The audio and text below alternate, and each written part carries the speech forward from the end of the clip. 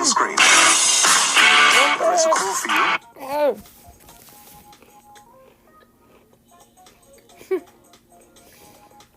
What the heck? I'm so sorry about that.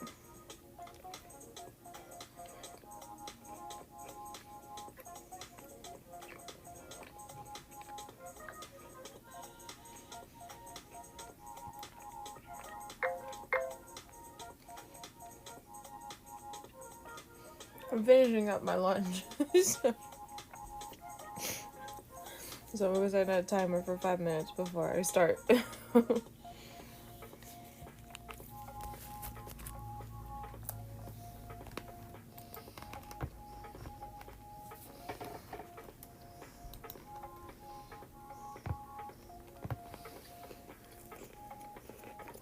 I was not expecting a phone call.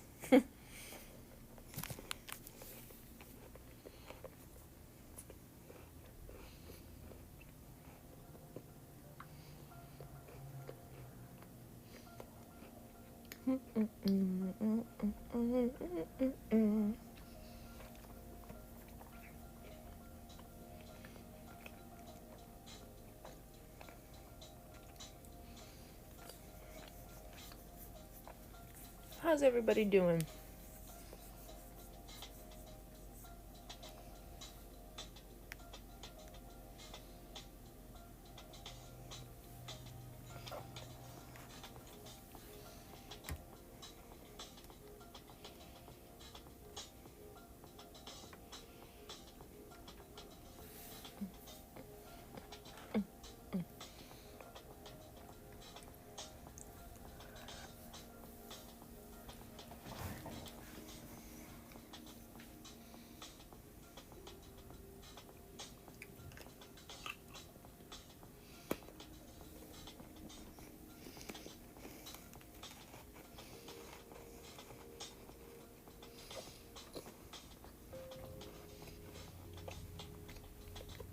I'm finishing up my Lunchable before I get into Technique Tuesday.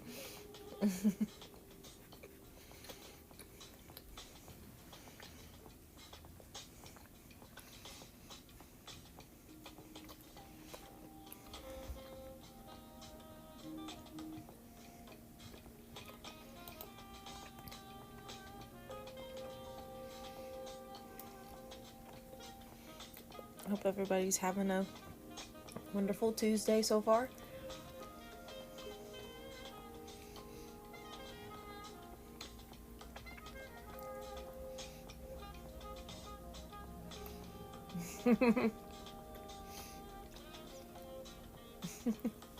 Tighter says less than 2 minutes till Dino Dance. Heck yeah, less than 2 minutes till Dino Dance time.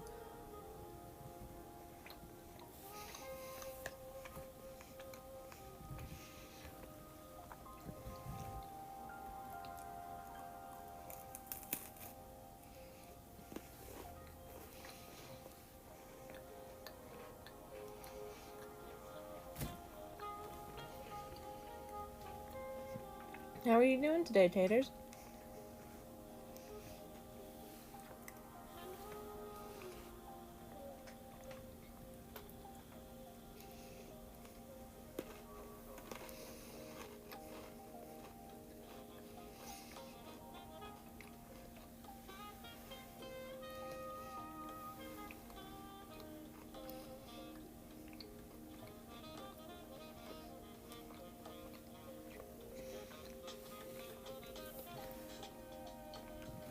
Tired but better, not 100%. That's good. I mean, not the tired part, but that you're getting better.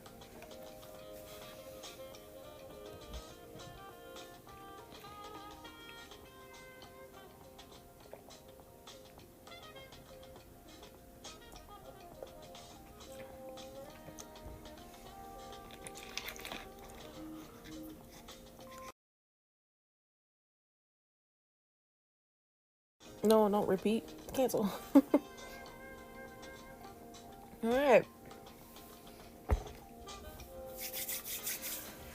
Okay, welcome to the second Technique Tuesday. Taylor's already throwing out the dino dance, dino dance, dino dance.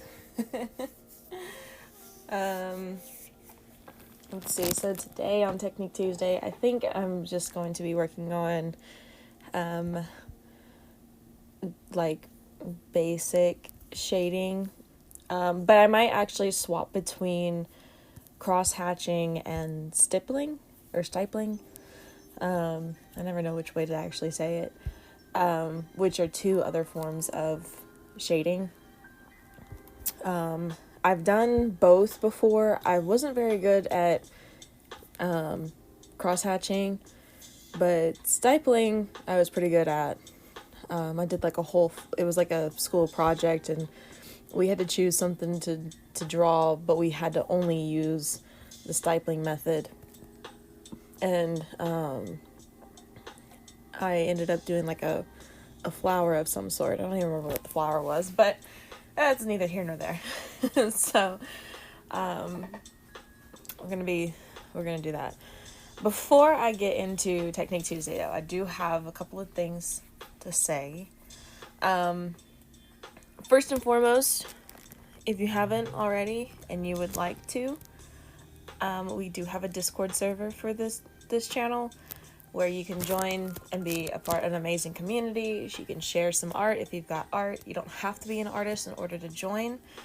You can also join the Discord just to be notified as to when I go live on Tuesdays, on every day of the week, except for Sundays.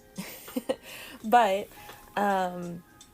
it's also just a great place to be able to chit-chat amongst the community when I'm offline. So join the Discord server if you'd like.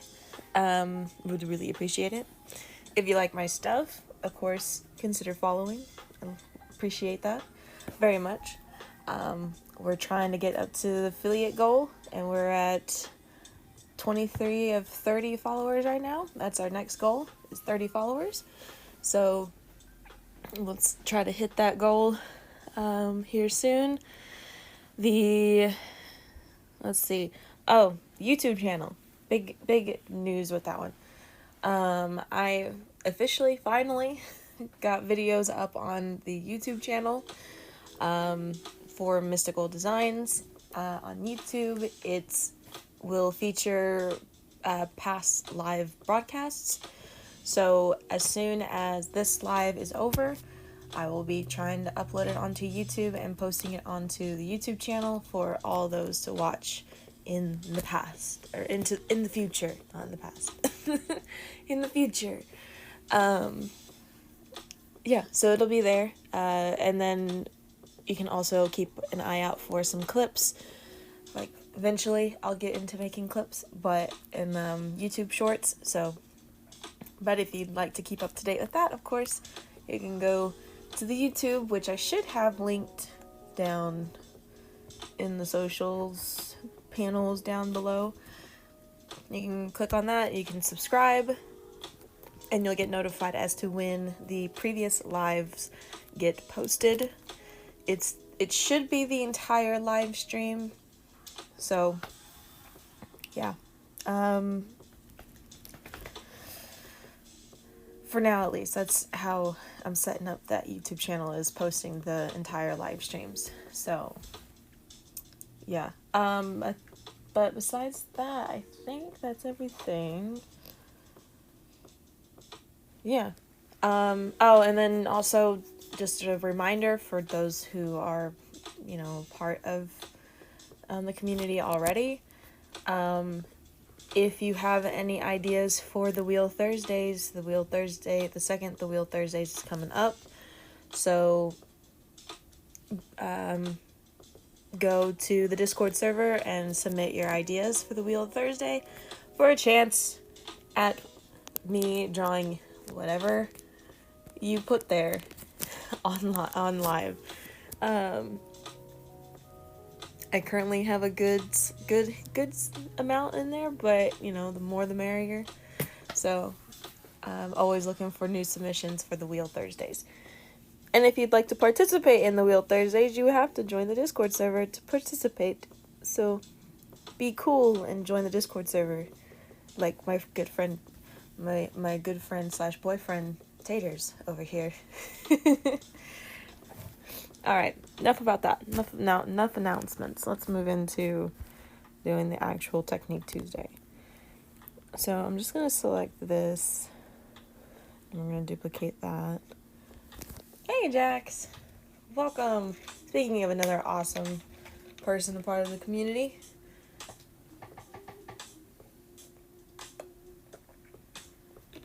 Can't stay, but hey, all right. Well, hey, thank you for stopping by and hopping in.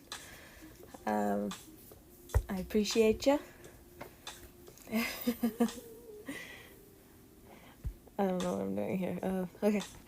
Well, we will be here until 6 p.m. So, 6 p.m. Central Time. So, I appreciate you joining. Just gonna delete all that. Oh, you can stay for like 40 minutes. Okay, cool.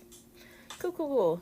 So I was just saying today, I think I'm just gonna work on some shading techniques. A couple, not just normal shading with the soft brushes that I like to use to shade my like usual things, but also doing cross hatching and stippling, because I've done those before, but it's been a very, very long time. I was never good at cross hatching shading technique, but stippling I was pretty good at. So yeah.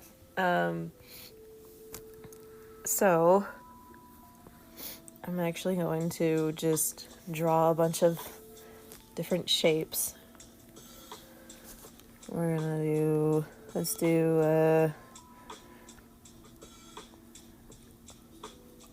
wait. No, let's do monoline. That way we have a steady line weight. Yeah, too thick though. That'll work.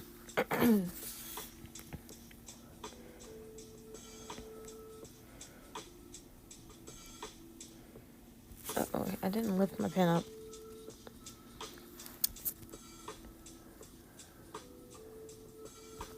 Dang it.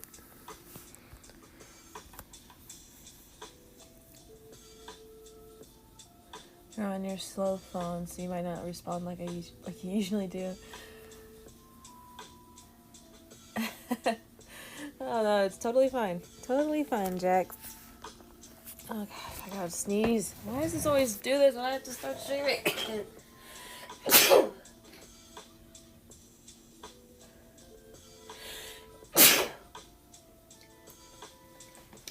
And what sucks about the whole sneezing thing on stream, and or coughing, if that ever happens,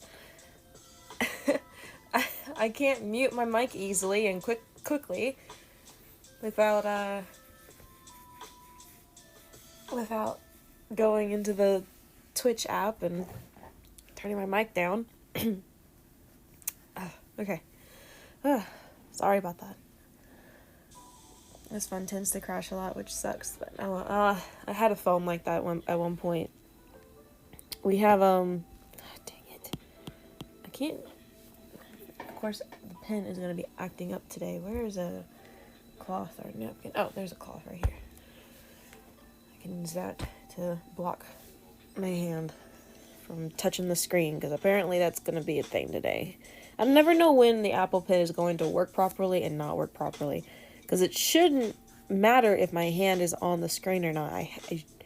Unless Procreate updated and it changed my settings, but I swear I've changed my settings to be no touch, pen only, drawing. So I don't know. Anyways,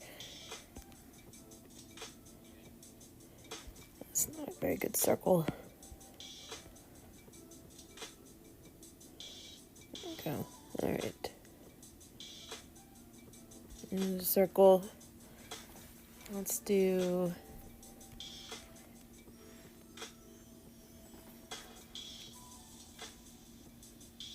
One of your friends gave you a fantastic idea.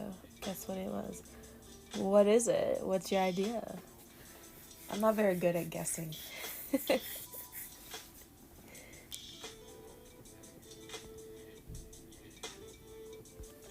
gonna do like a cone. Cone is a pretty typical item or shape to practice shading on. That guy but rainbow? Oh, yeah. Yes. You could do like... Yeah, I was about to say, any emote flashing in different colors. I was gonna say, yeah, you could do like...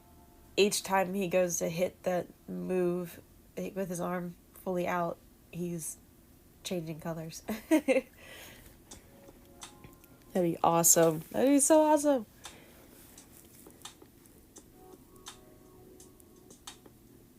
Let's do a cube. We're not just gonna do a square, we're gonna do a cube. I don't know if that's very straight or anything, but I mean, you know.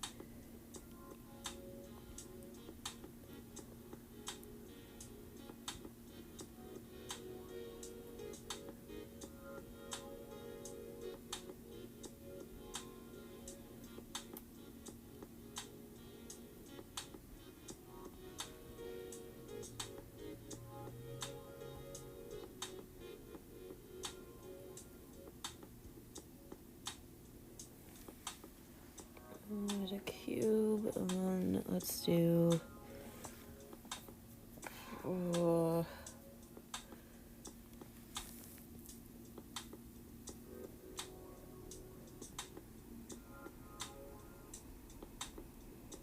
do a cylinder.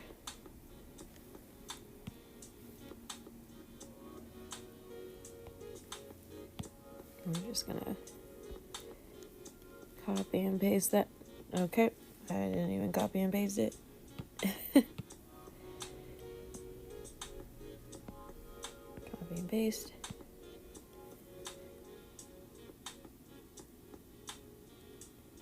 Like so. And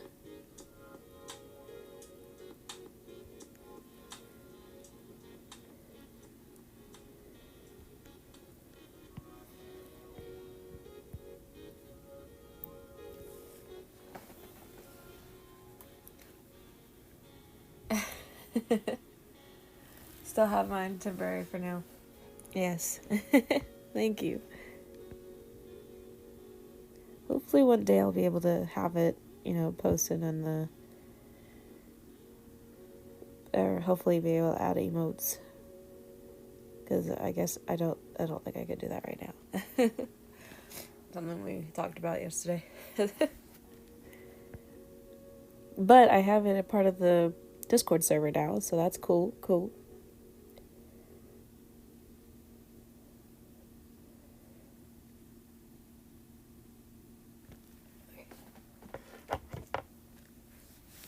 Maybe the light for just a second.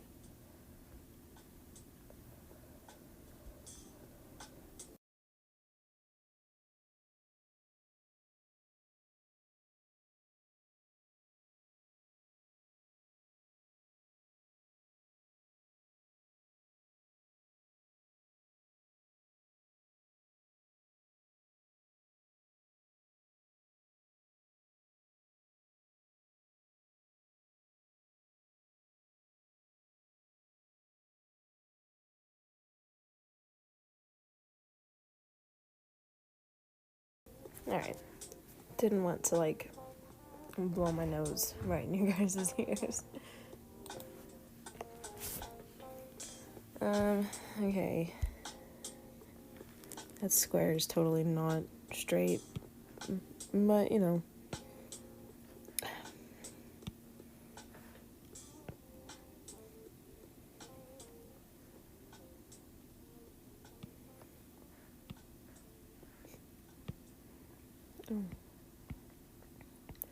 Forgot that I went down to a different layer. There we go.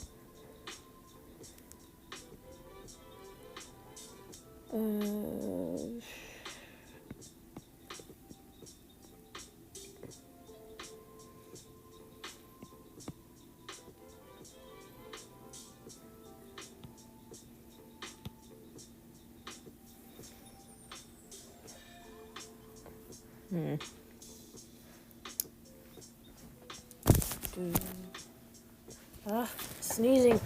Sneezing.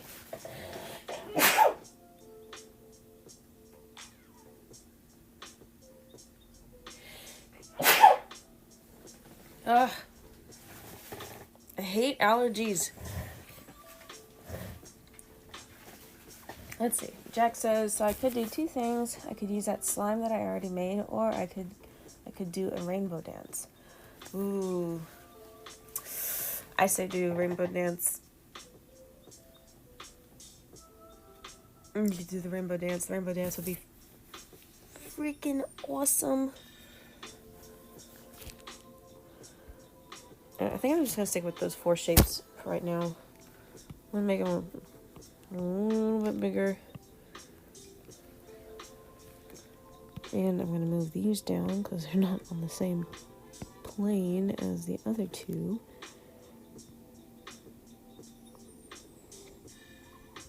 There we go.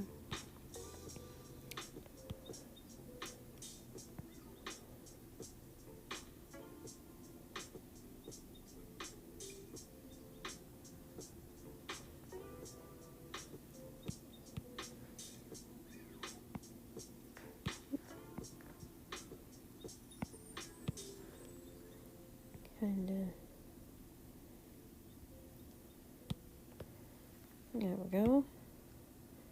And then we can duplicate that 3 times.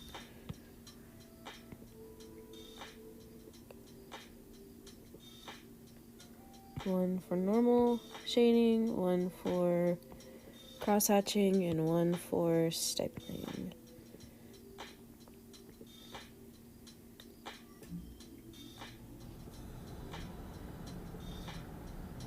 That's about right.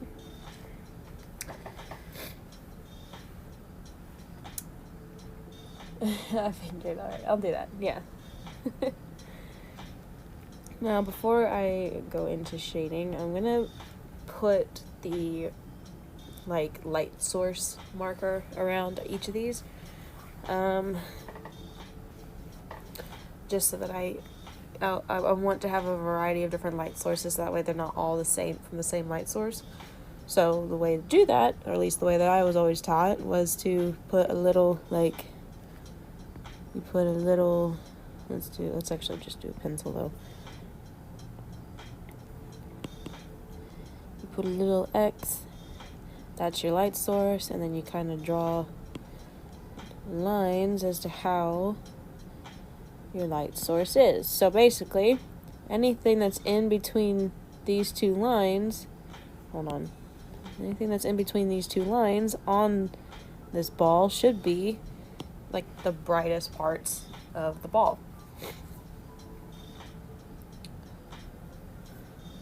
We're gonna let's do the light source right above the cone. It's gonna give us some interesting shading. So the brightest point should be the tip of the cone, and then it should get darker, but not too dark because it's right on top of it, the rest of the cone. Let's see, this way, I'm gonna have the X right on the side of the box. So this side of that box should be completely light, and because it's so close, the rest is gonna be pretty dark. So we'll see how that goes. Let's do light source coming up onto the cylinder, something like that. I'm excited to make more emotes for your channel. Yeah, I can't wait to see them. I was very concerned yesterday when I was putting the emote that you made for me on the Discord channel, that I was like, can I not use it? Did I do something wrong? But I learned that even if I put the emotes in, I can't use the animated emotes unless I have Nitro, and I don't have Nitro because I am broke. And I don't have the money to spend on Nitro, but hopefully one day I will, because I would love to be able to use the animated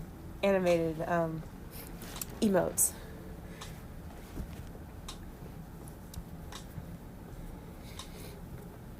Alright, so this row, this is cool seeing you try different things.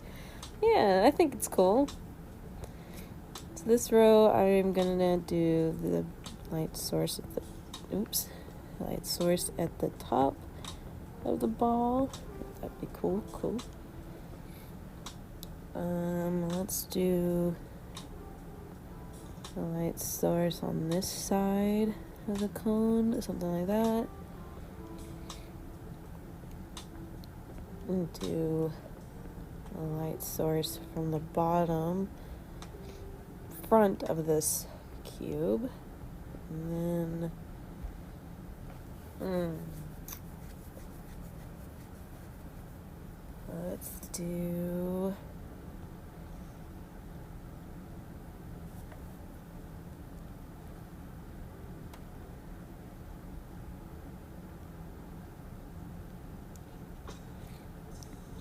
top down on this one.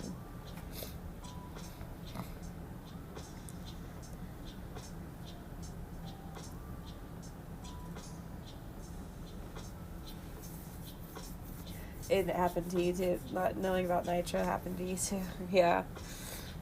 I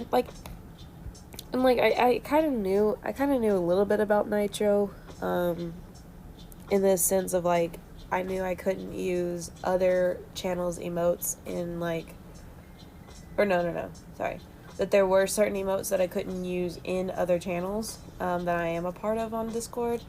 But I didn't realize that. I thought maybe that because it was my Discord server and that I was the one that put the emote in, that I would be able to use it, but apparently not. So that's that's a first to know. But I've never created a Discord server before, so that's, we live and we learn, because I had no clue.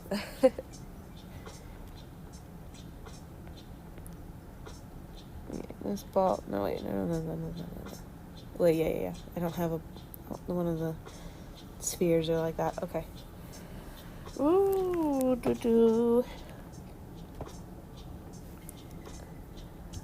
I'm gonna do like that, shining like up onto from below, but up onto the cone. This one.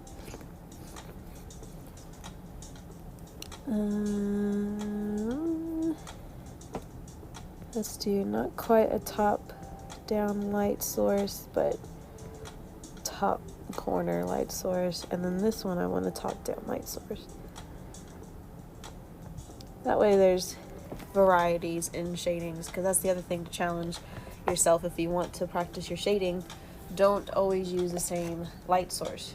Change it up, because light doesn't always come from one direction, and it, depending on what direction it comes from, can affect the look of it. So for the most part, I mean, shading is very much the same. The only other difference is how close or how far away your light source is. The further away it is, the softer the shadows. The closer it is, the harder the shadows. If you ever just take like a flashlight, like if you have a flashlight on your phone or a handy flashlight, you just turn on the flashlight, put it against something, and just see how the shadow affects that object. Alright. Jax is sending all kinds of emotes. That is such a what is that? Oh, that's so cool. I love the sword. The gay blade. Oh, I love that. That's awesome.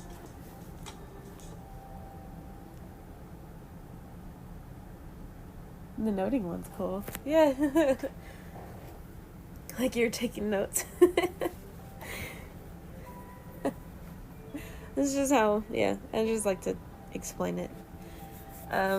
Just so that people, you understand what I'm doing and why I have all these different angles and stuff. But, yeah, okay, so I think the top row I'm going to have as normal shading, and then the others I'm going to have as cross-hatching and stippling, if I can do it. Stippling is going to be probably the most annoying, because it's going to be a lot of the tip-tap-taps, so, yeah. Okay. So let's get into this now. Let's see, where is my... You know what, I'm actually going to use a pencil to do the shading for the normal shading, just because I feel like it. We'll do the 6B pencil. That's going to give us a pretty good thing. Tip tap is such a noise. It really is. It really is.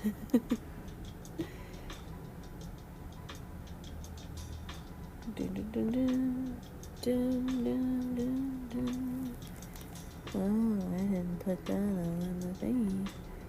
Write it down. I'm not going to do it this way, but I just wanted to see. Okay, yeah. If I wanted to, I could select on the inside of the shape to just grab just the inside of the shape, but I'm not going to do that because I don't want to do that for everything. I like to sometimes treat digital art as in digital drawing, especially when I'm working on practices like this. I'd like to try to treat it like as if it was a real practice, like a traditional practicing, where you don't have the option to auto select just that circle in order to shade in. So you kind of have to have control in order to shade properly. So because this light source is like right there, I sometimes like to start right about where I think the light source would end, or at least close to where it would end. Kind of get just like a little bit of a light, something like that, I think.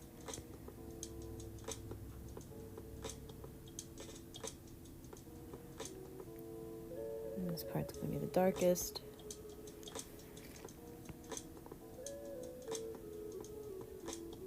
Now, another thing too, my teacher always yelled at me about was always start light and then go dark, because you can always go dark, but you can't go light.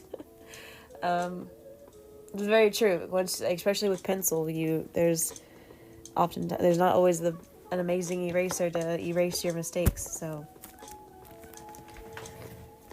sneezing again.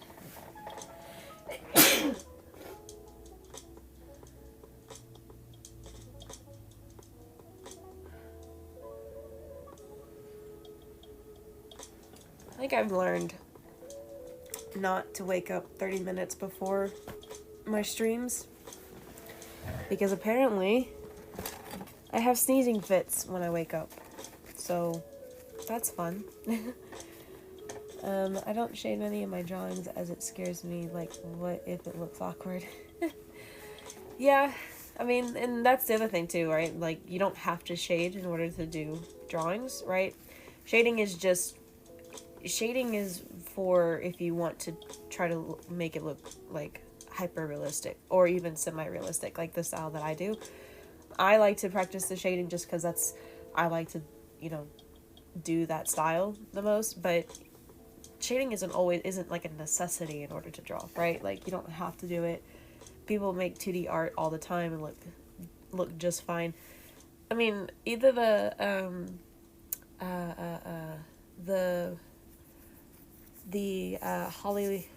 Holly D Draws, who I rated last night, who was working on an emote.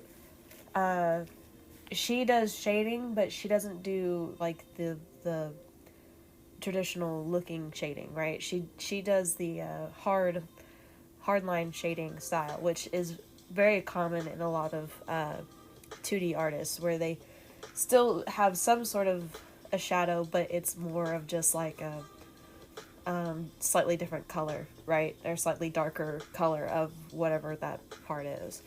So that's another form of shading too.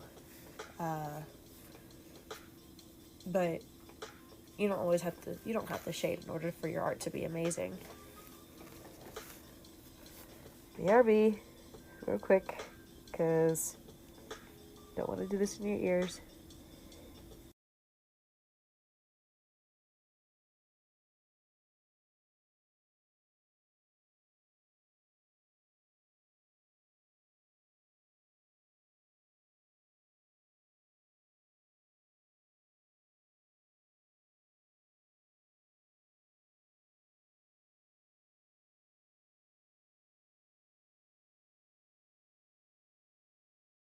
Alright, I'm back. Maybe. Allergies are the worst.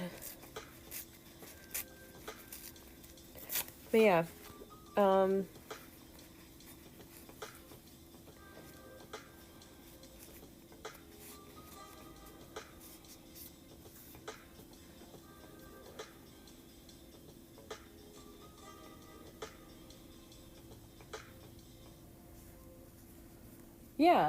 yeah, exactly. Like that's got a little bit of a highlight, so that little shine makes it have a highlight. But how it's a solid, you know, solid section of coloring, that's another way of that's the same way. Like, but that's for that in particular is highlighting, but you can do the same way for shading as well.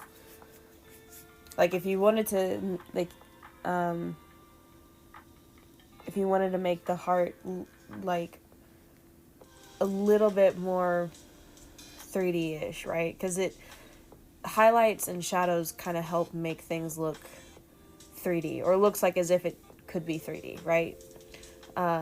You could do like right on the blue part, the dark blue part of the heart, at the bottom right on the flat part, like the flat side of it, just a very thin line even, or a little bit thicker maybe, I'm not sure, depending on how thin you go, but do just a slightly darker color of that, and that will give it a little bit more of a pop, I think. Taking notes. Yeah, that's at least from how I would do it, right? That's how I would do it, to make it just a little bit more 3D, if that's what you're going for. Like, you don't have to do that, right? You don't have to do it if you don't want to. That's how I would do it. But that's how I think of when I draw art, when I do art. I always think of it more so in a 3D manner than in a 2D manner, which kind of sucks because it narrows my window down a little bit, but it also is good because I don't know. I actually don't know why it's good, but fun fact, I want to make you something other than pixelated people, but I don't have my laptop. Oh, okay. No big deal. No worries and no rush on it, you know? Do it when you can. I'm always ready. I can't wait to see it. You know me. I'm a pretty patient person, I say.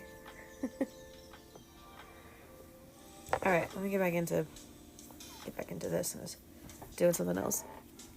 While I was talking to my good friend Jax. Okay. So yeah, the other thing, so digitally, if you're shading, like going light to dark really doesn't matter, because you have also obviously an awesome eraser. But if you're trying to do traditional, they say it's better to go light to dark. So you don't want to go too dark, otherwise you can't erase it properly.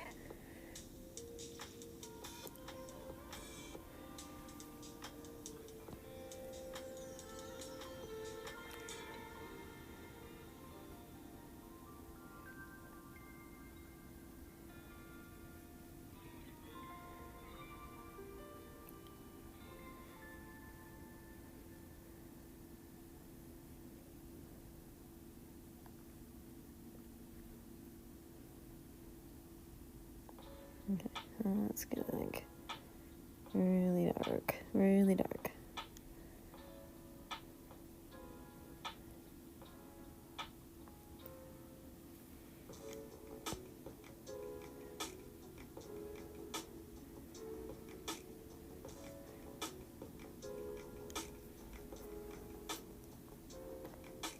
Do you have a particular favorite shade of blue? Ooh, well,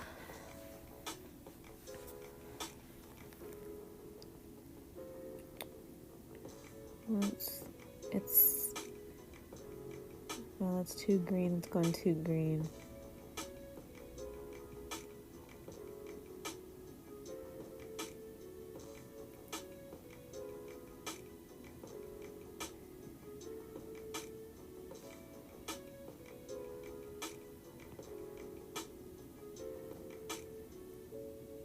I'd say maybe that right there, which is hexadecimal 5 lowercase ad 5 lowercase ff. I don't know if you can see that to take note if you want the specific hexadecimal, but yeah. And this is of course in RGB, not in CMYK, but I think you always work in RGB, so I took it away. I can type it in the chat actually, that way you can have it like perfect. Get out of the way, bottle. Do I need to type it in chat or do you got it?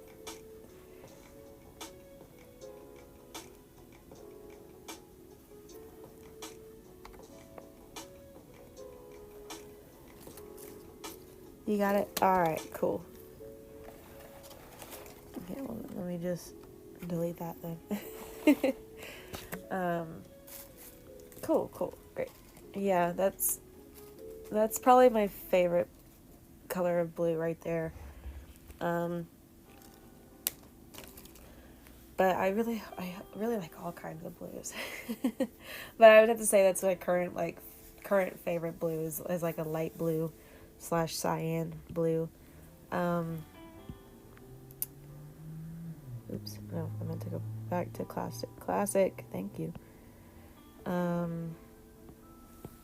Yeah, I don't know. At one point I went through a phase of really liking turquoise, which is turquoise / a dark turquoise color, which is more on the green side of the blues, but yeah.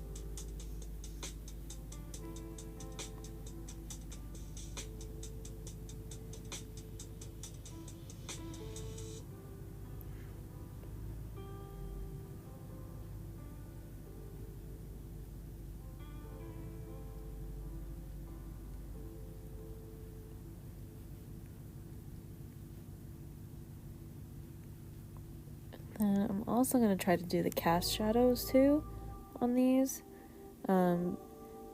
Basically, cast shadows is the shadows that the object would be casting onto the ground.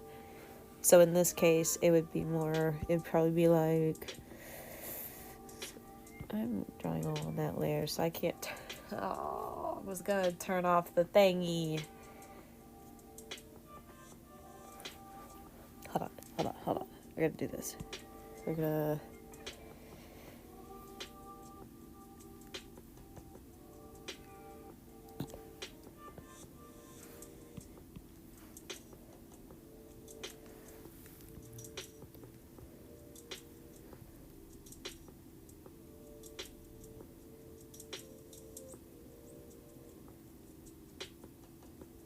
Oh, I know why I did that.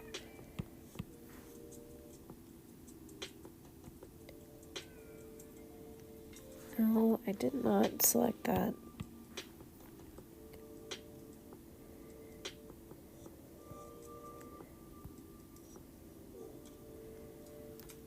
Oh, I didn't select that. Stop selecting that. Alright, fine. Whatever. That's the closest I'm gonna get to.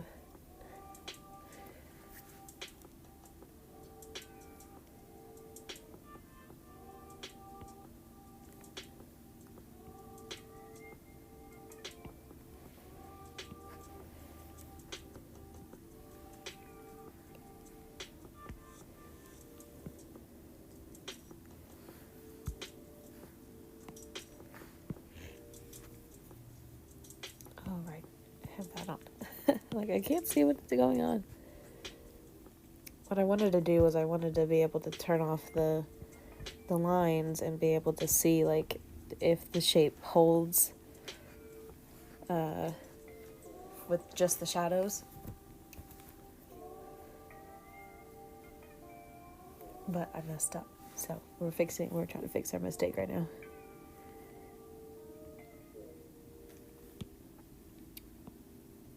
Okay.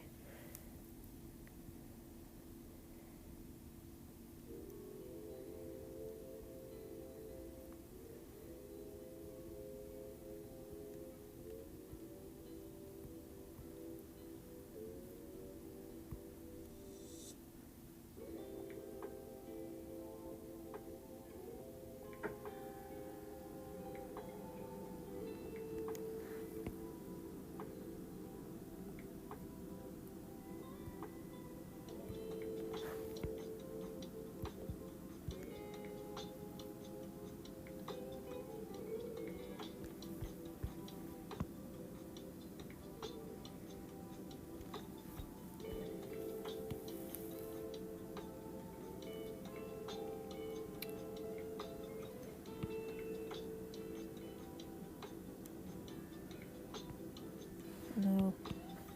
Freehand.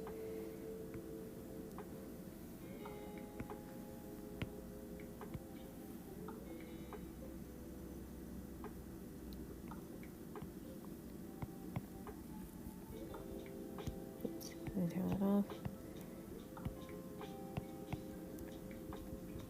And fix this mistake of mine, because I make mistakes all the time.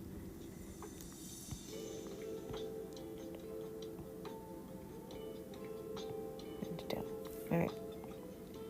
Let me... okay, anyways. So let me, as I was get back into this. So for this, the cast shadow is probably going to be something more like this. Maybe a little bit in the front. But it's something more like that. And then it's going to be darker closer to the object, because that's obviously where the object is making contact with the ground.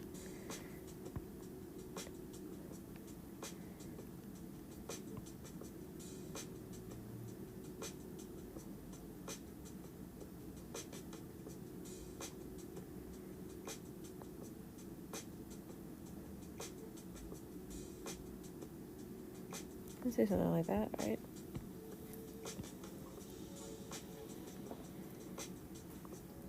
So I need to not do that. First off, I need to fix this little part here. And then I do need to come in around this little edge and just give it a little bit of shape.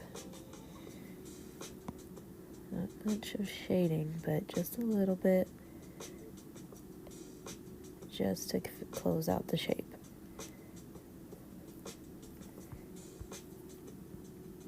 Let me fix this little edge here.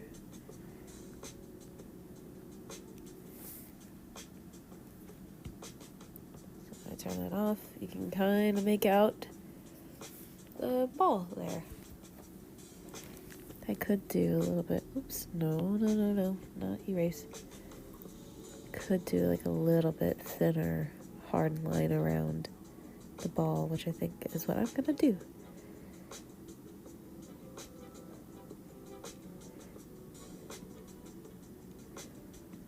I remember doing these shading techniques all the time in school, in my art classes. Oops.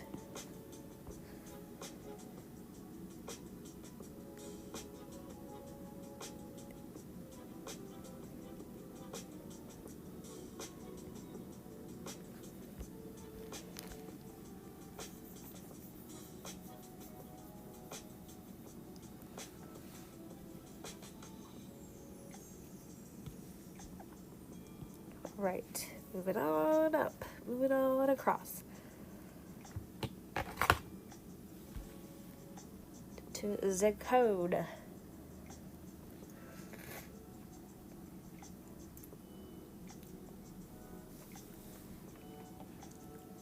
Before I move on up, I'm gonna mute myself for just a second.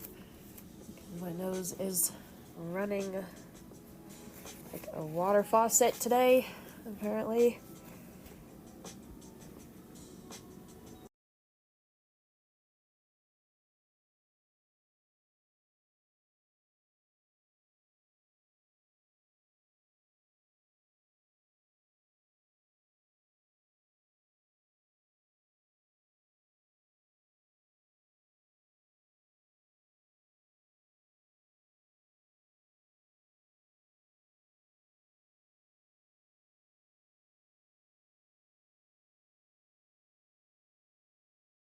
Alright. It's so annoying, I know, it's very annoying that I have to keep doing that, but I'd rather do that than to make gross noises on stream.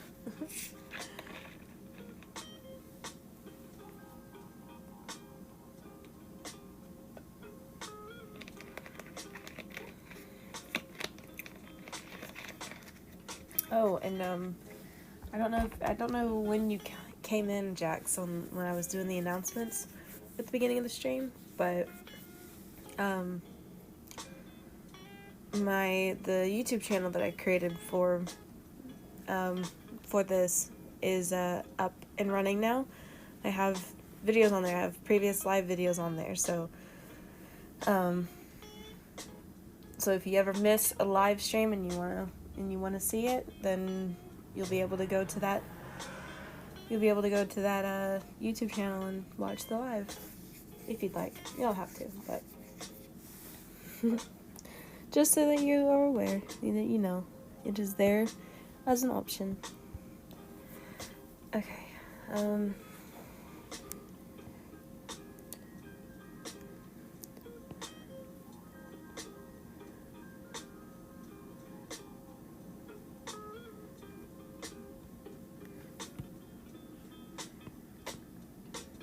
Just double checking, making sure I was on the right layer there for a second.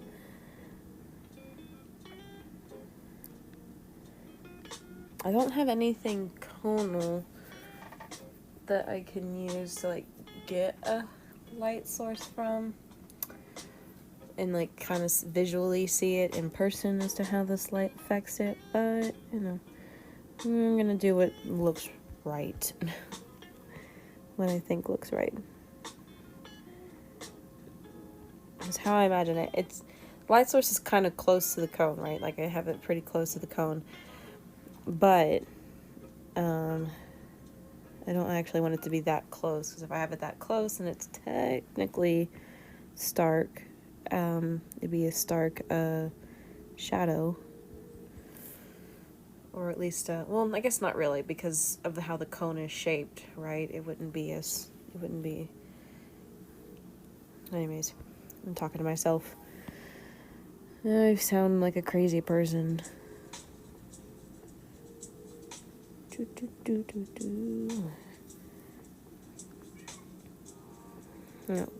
Oh goodness, I heard the meow of the cat.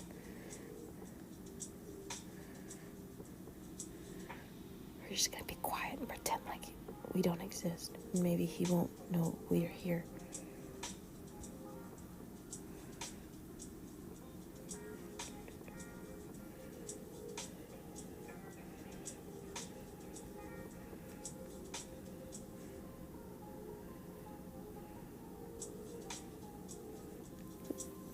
Too dark there.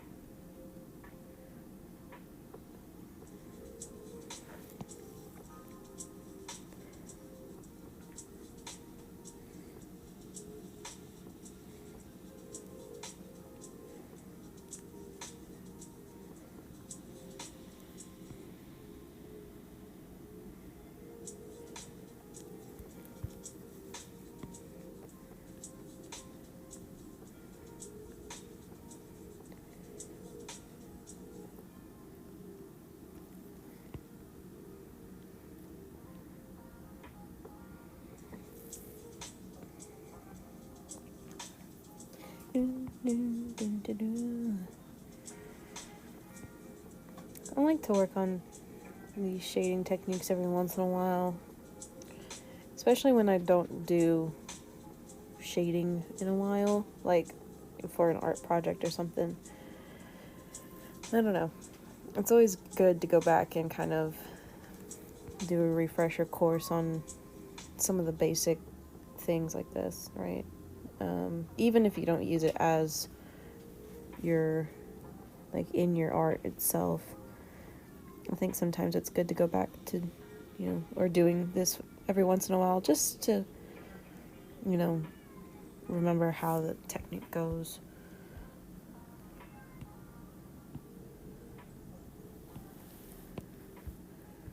Okay, it's kind of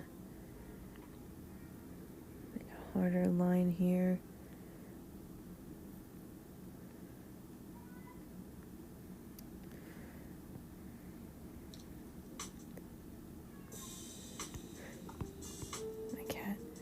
My cat is very, very pathetic. He's meowing right now.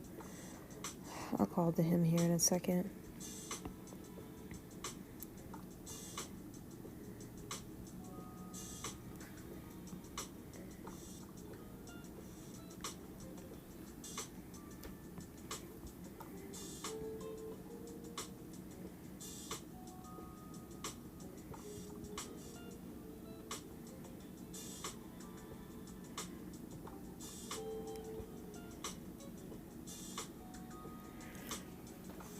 Harry. Harry. Come here. Buddy.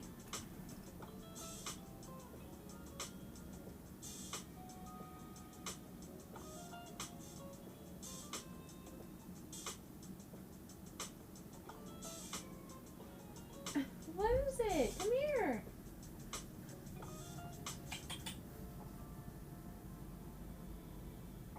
He does not come to my call. I swear. He'll come to my mom's call, though. If she calls for him, he comes running. Me, on the other hand, he's like, nope. Harry, come here.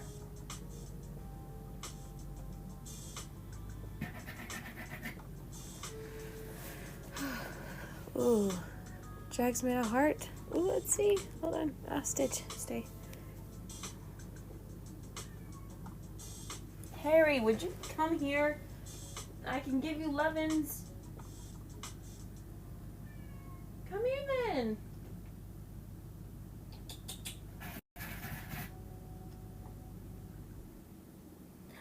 Oh, look at that. Yeah. That looks so good. Yep, and that line does the job. I feel like it rounds it out very nicely. It's a lovely heart.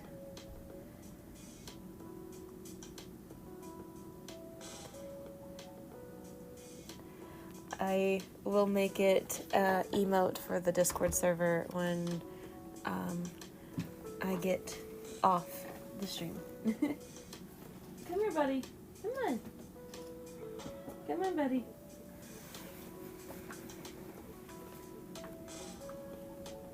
Yeah, it's good. It's really good. I've seen people do, you know,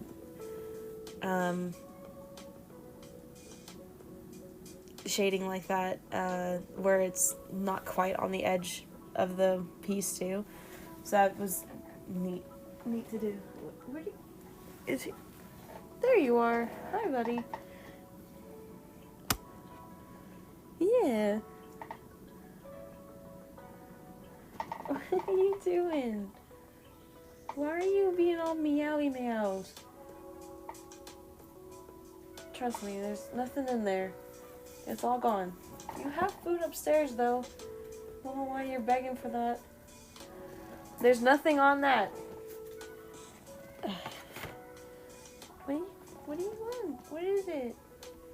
You just want lovin'. You just want attention today. He just wants attention today, apparently. Okay, let me turn this line back on, and let me see. There's really not gonna be. Oops, it's the wrong tool. Not much of a shadow except for here in the front. Kind of maybe around, but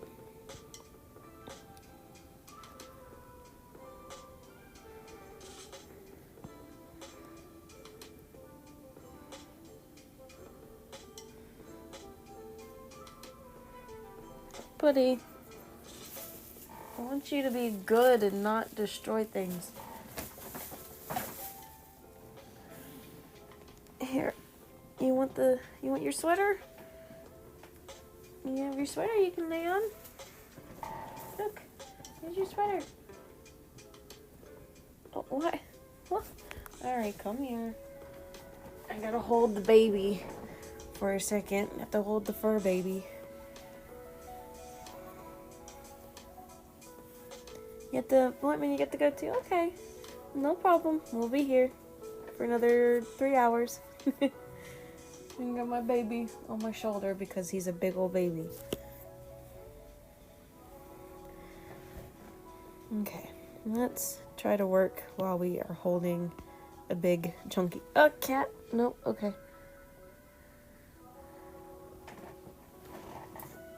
Here, look. You want to sleep? Here's your sweater. It's your favorite sweater. Whoa, did not got too close to the ears on that. My bad, buddy.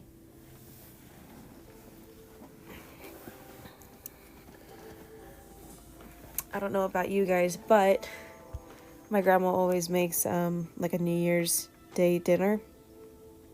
I know there's traditions across the world that for New Year's, both Eve and dinner, where you know, no, stop pushing on that.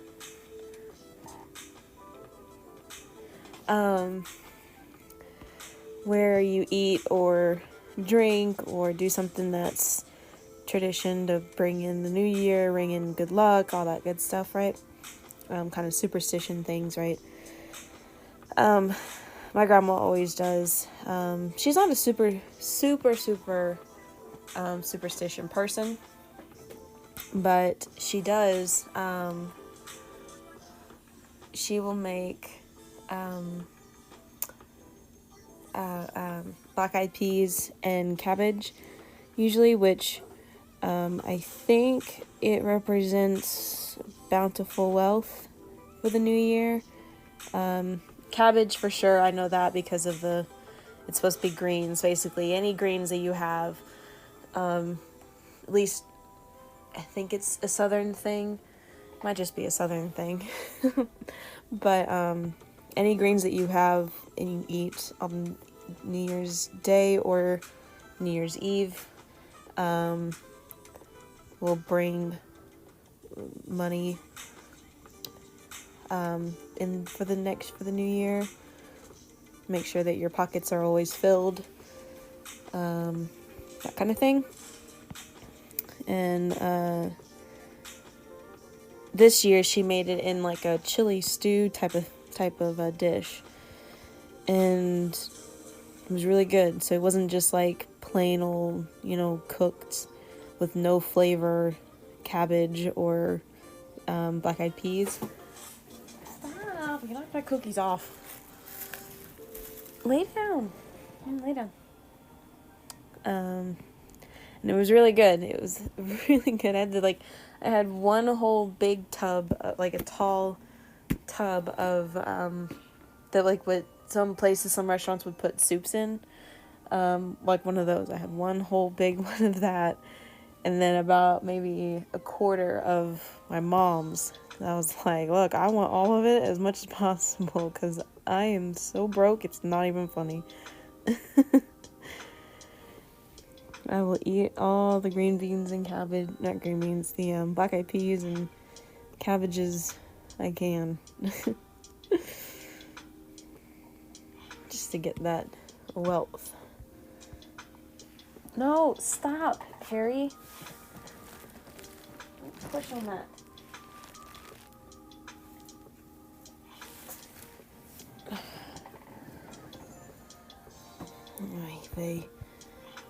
Okay, I'm kind of come in here because where that white line is about where the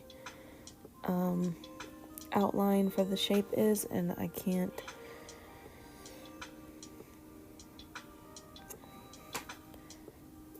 see it when I'm shading, like what all it has been shaded and not been shaded.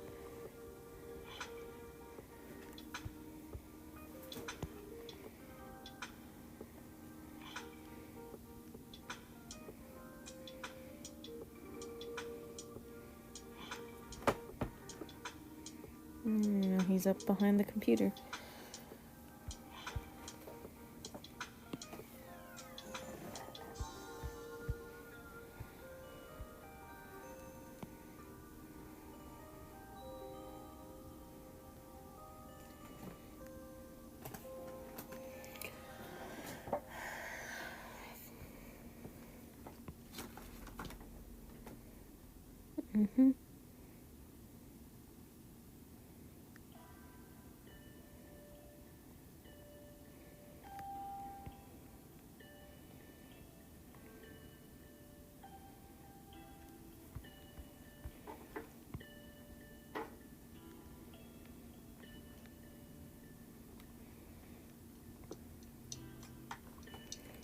No, do not try to come through the computer. No. Do not try to come through from under the computer and on the keyboard. I know what you're sniffing out. You're sniffing out this. No. No. Don't come from under there. Don't you jump up there either.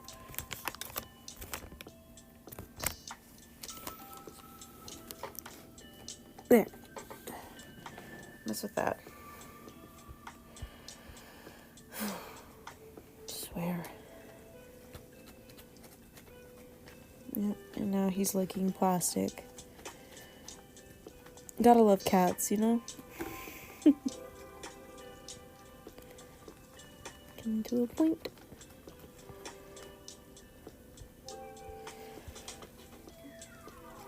I think that looks good for now.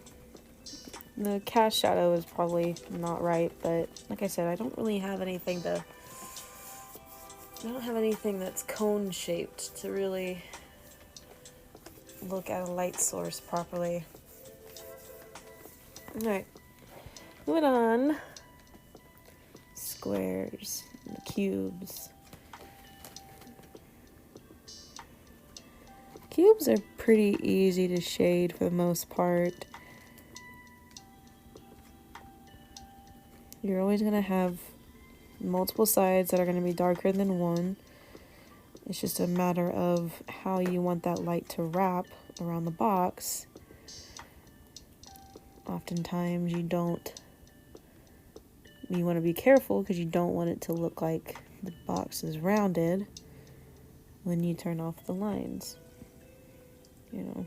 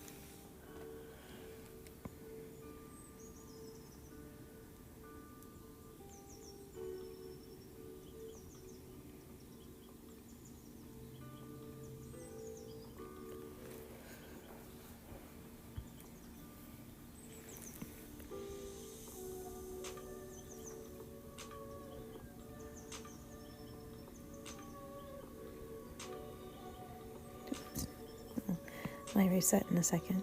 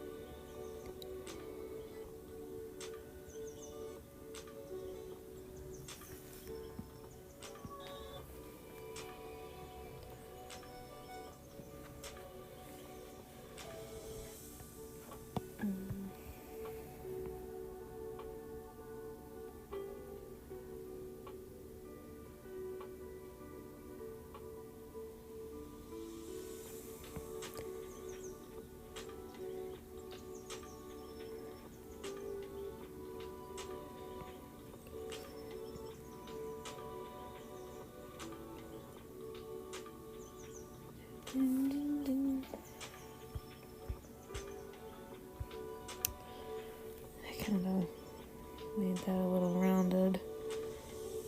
Straighten that out a little bit more.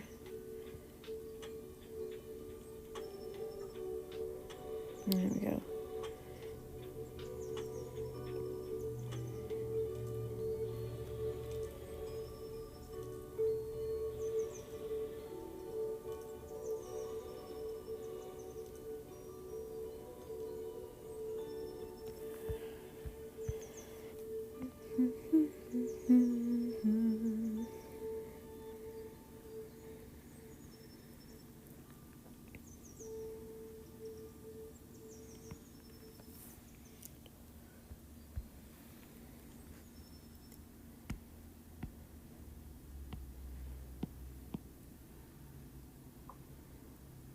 I don't know what's going on outside in the front of the house, but I hear like metal dragging.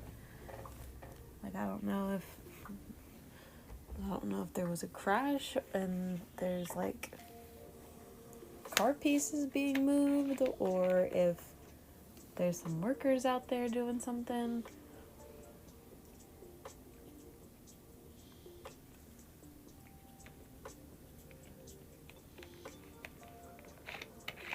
It's like somebody's dragging like pieces of metal outside. Let's check the phone real quick. Let's see if there's anything on the 911 websites.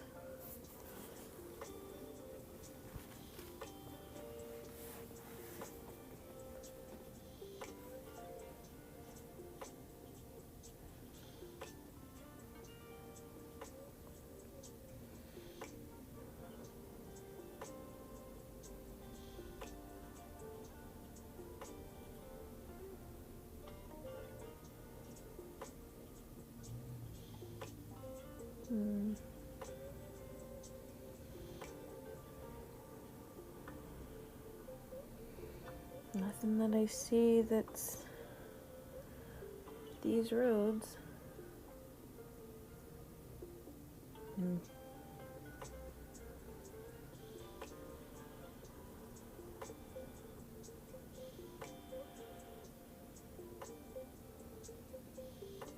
No, nothing that I see.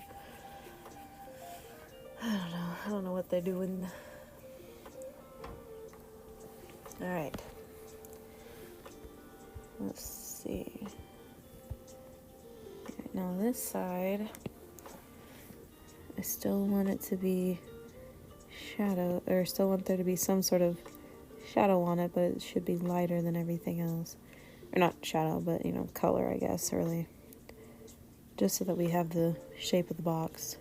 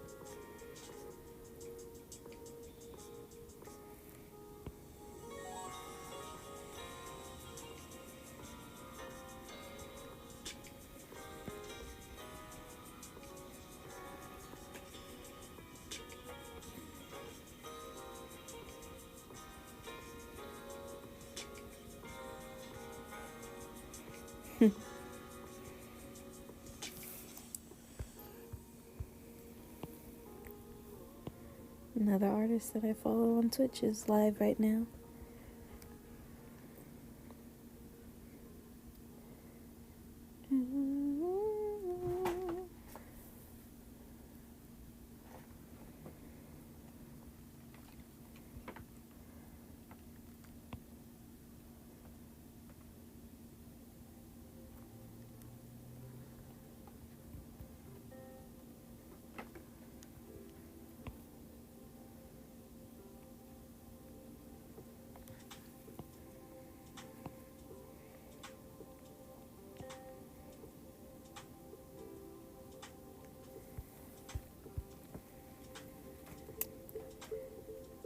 May have gone too dark, but it's okay.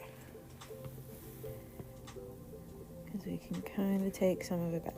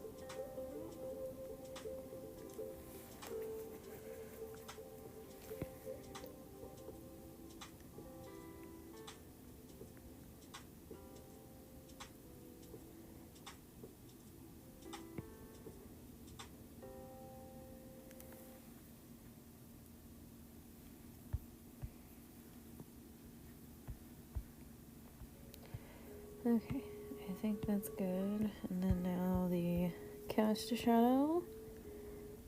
Put this square slash cube.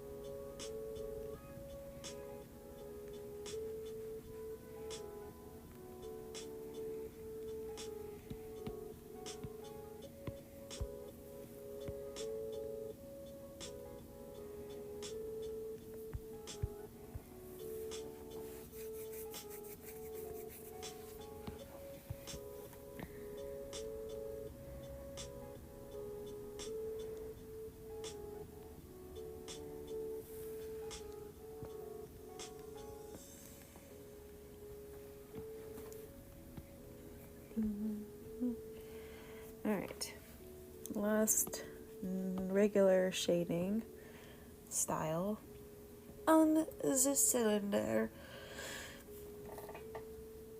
Ooh, big stretch. Okay.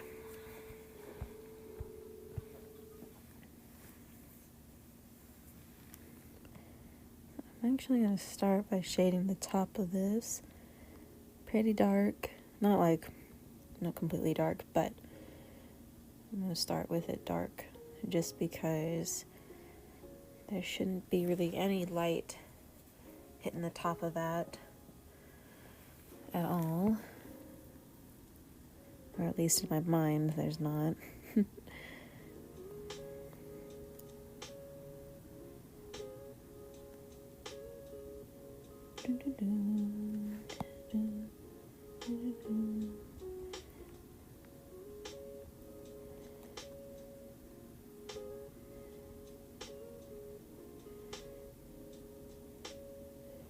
Dino dance, dino dance, dino, dino, dino dance.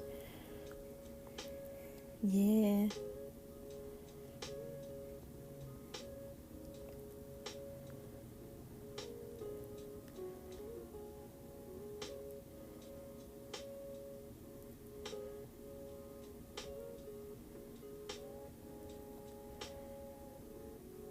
Right. That's good to start off with for now.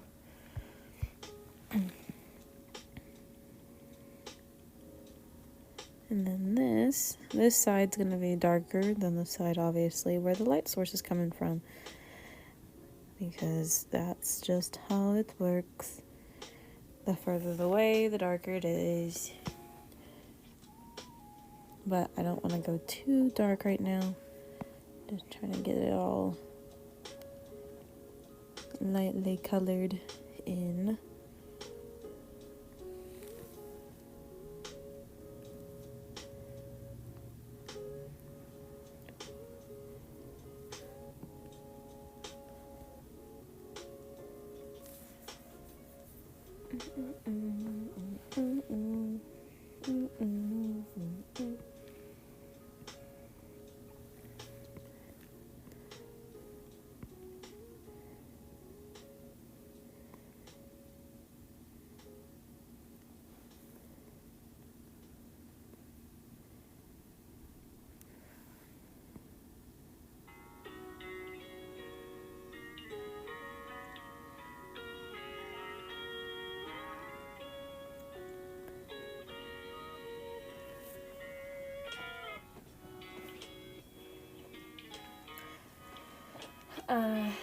Said I got sound down today because I'm playing a game, so if you say something to me and I miss it, I'm sorry. Yeah, it's all good. I probably won't end up asking anything today, at least. Just because, yeah. No worries, no worries.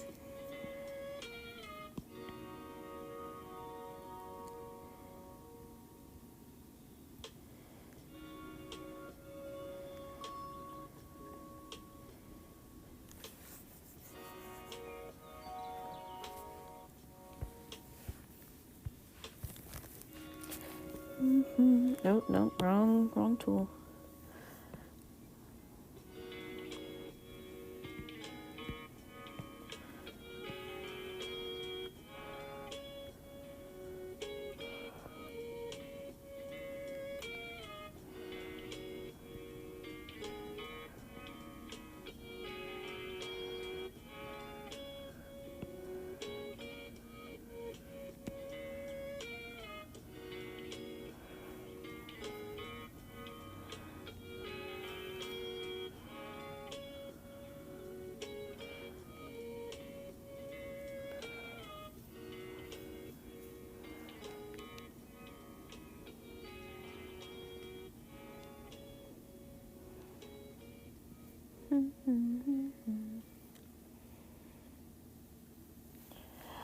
You're having pineapple on pizza for dinner? Oh, I don't know what I'm having. Could be going and getting... Oh, could be going and getting McAllister's. Could be going to get Diaz. Is this what you're wanting? I promise there's nothing in that box. It was just nothing.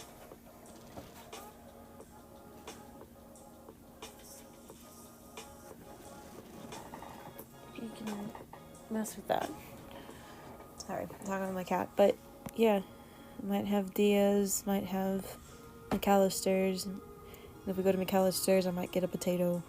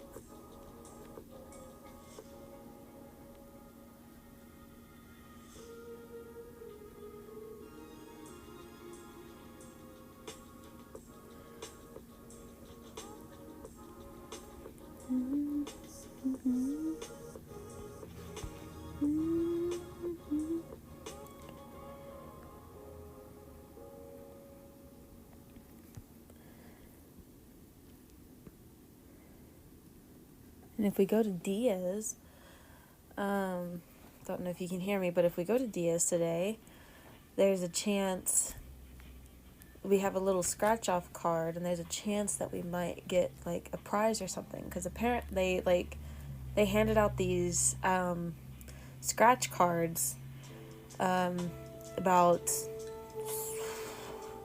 I don't know, like mid-December or something like that, and they only had a limited amount, because then every time we went to Diaz after that, we always got a card that said, don't forget the scratch cards on the after the new year. But we can't scratch them ourselves, like at home. We have to take it back to Diaz and scratch it off in front of an employee or a manager, whoever is dealing with it. But there's a couple of prizes at hand.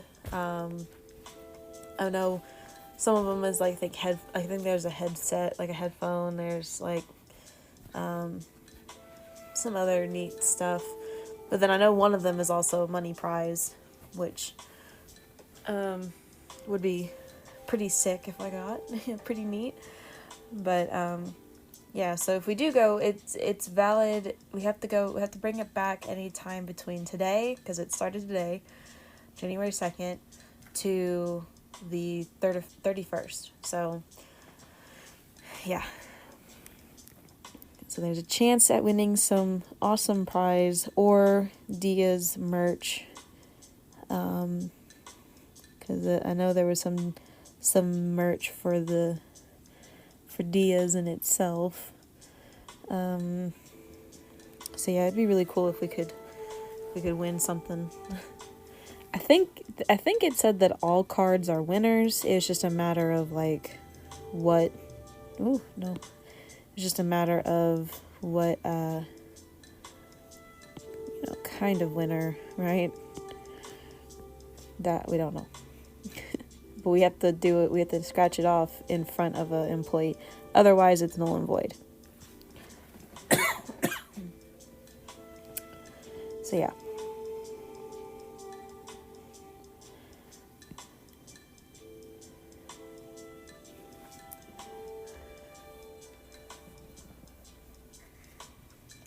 Oh, you're not having pineapple on pizza. Man, got me excited. You're just having regular pizza. Okay, fine.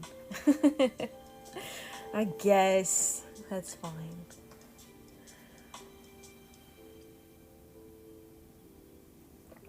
Just know my pizzas are gonna have pineapple on it.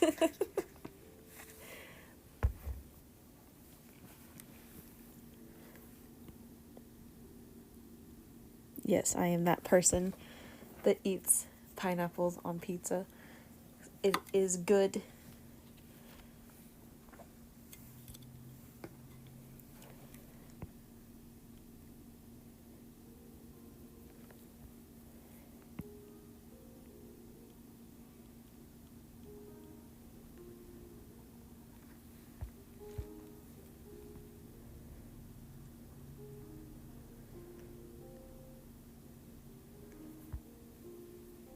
Nice line doing that.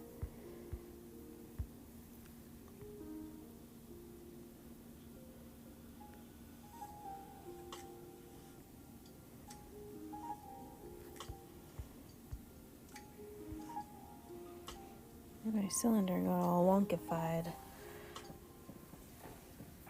Ooh, be buffalo chicken pizza. Aw, you're just saying that just to be sweet.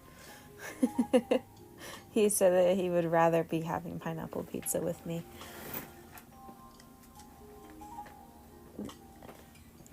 You're just trying to be sweet. No, not the eraser.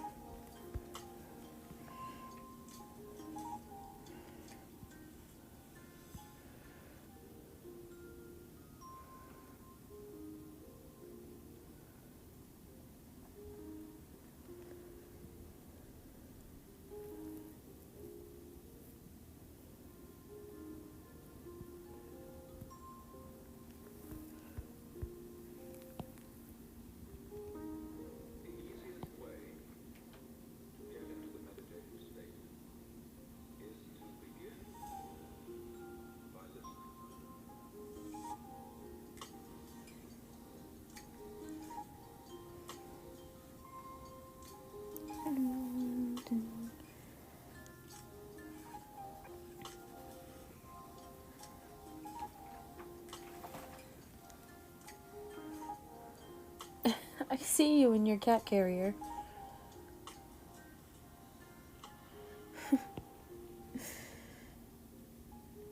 Cat, I just look over. I hear shuffling noises, and I look over, and my cat's getting into his cat carrier. A weirdo. He's such a weirdo.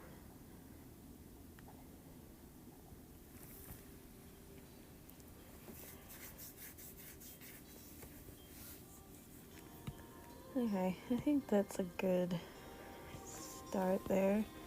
Okay, cast shadow. Because it's coming more from angle, it's going to be more back like this.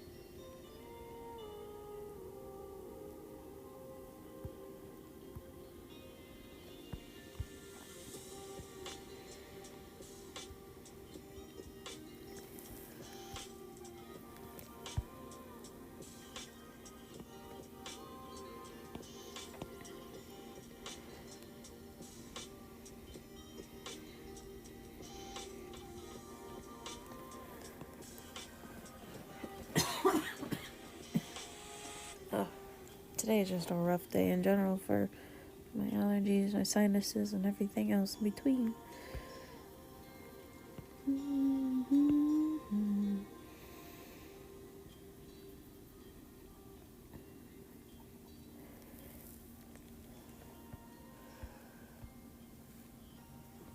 Cast shadow is probably a little off on that, but alright, well, there's regular shading.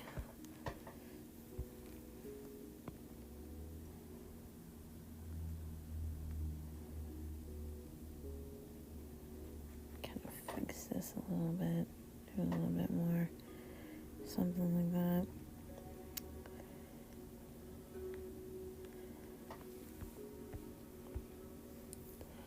That's a little better.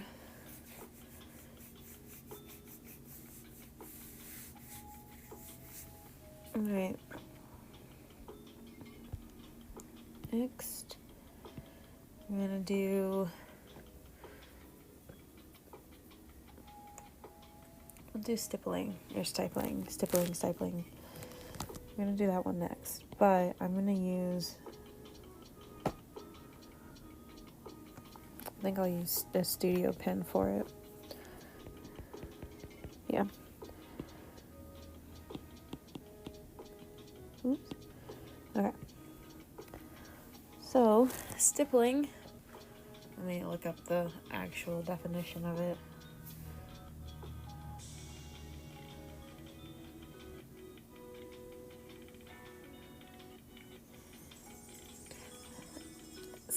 Stippling or stippling is the creation of a pattern simulating varying degrees of solidity or shading by using small dots, such as a pattern may occur in nature, and these effects are frequently emulated by artists.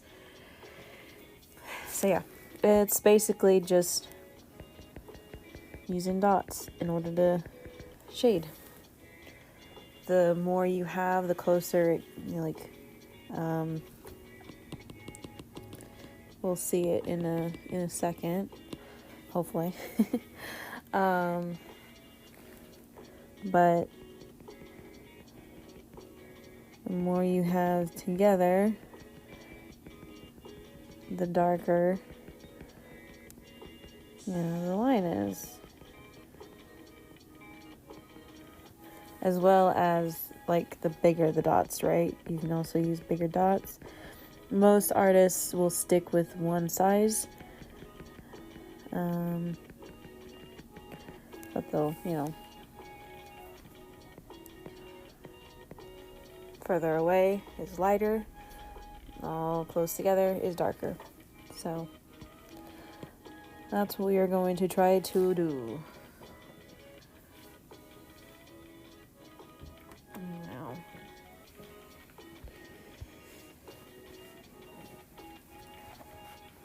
so we're going to have a lot of tippy tapping noises coming your way.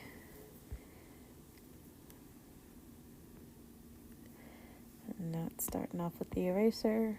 All right.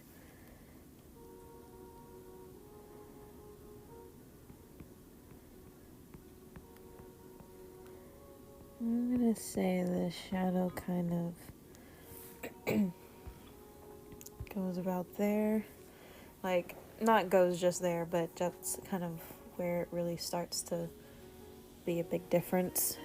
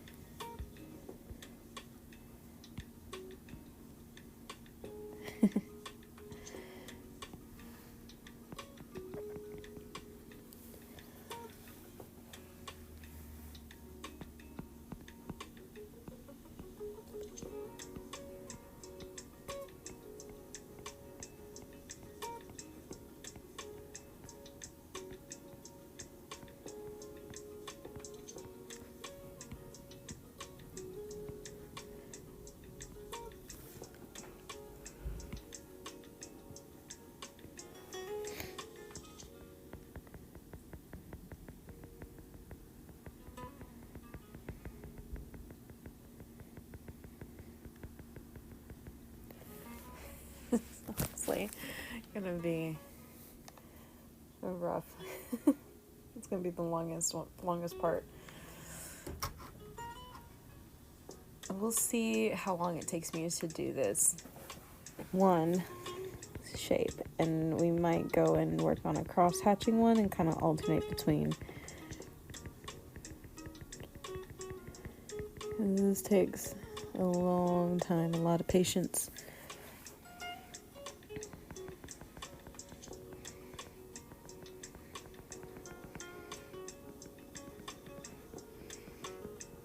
I'm trying to do quick lines. Sometimes, and that's the other thing too, sometimes the Apple Pen does not always pick up properly, so there'll be a few lines here and there, but for the most part,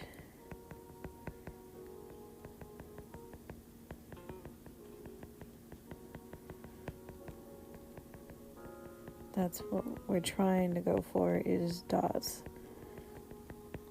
I can't control when the technology depicts the other piece of technology or not.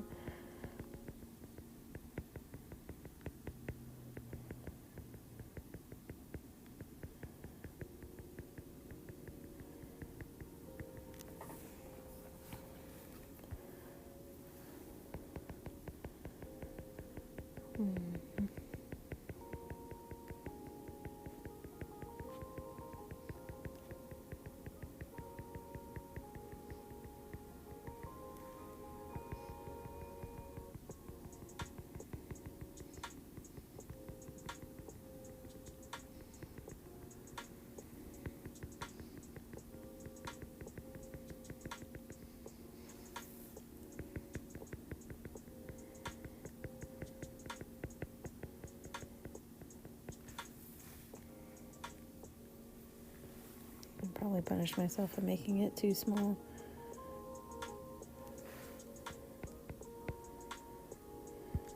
Well, and the fact that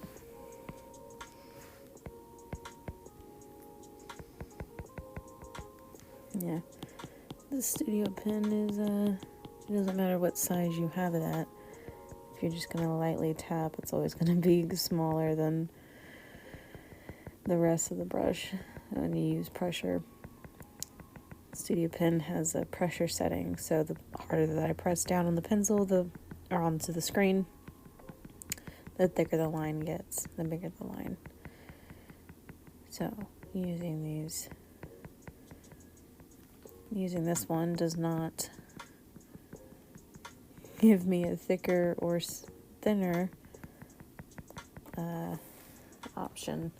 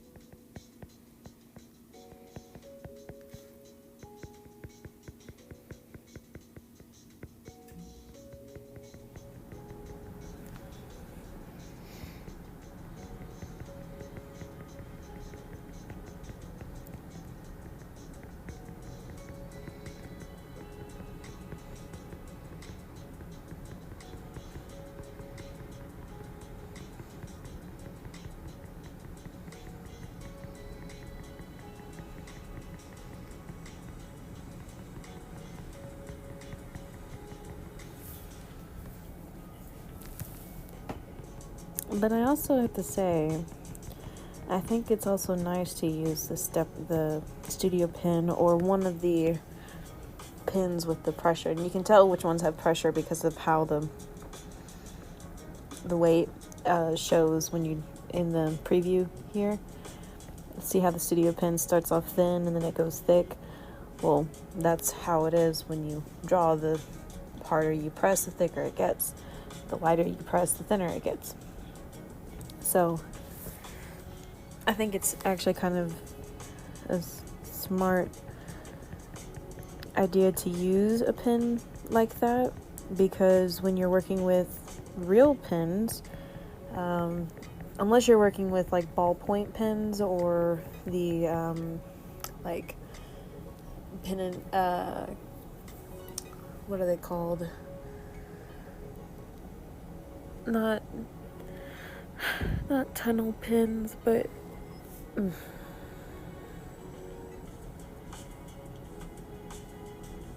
canal pens? I don't know if that's right or not. But the pens that usually are like ink and quill kind of, that kind of pen. Those pen tips. I can't think of what they're actually called.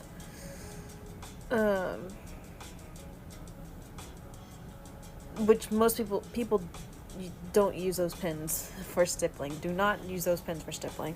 They are not made for stippling. They are made for writing, really, in all honesty. There are some drawing pens that are like that, that you can use for drawing, but for the most part, they are not. Do not use those pens for the stippling technique. It will break the tips of them. It'll break the metal pieces over time. Over time it'll dull them out. You don't want to do that. Those pens are more for writing. So yeah, don't do that.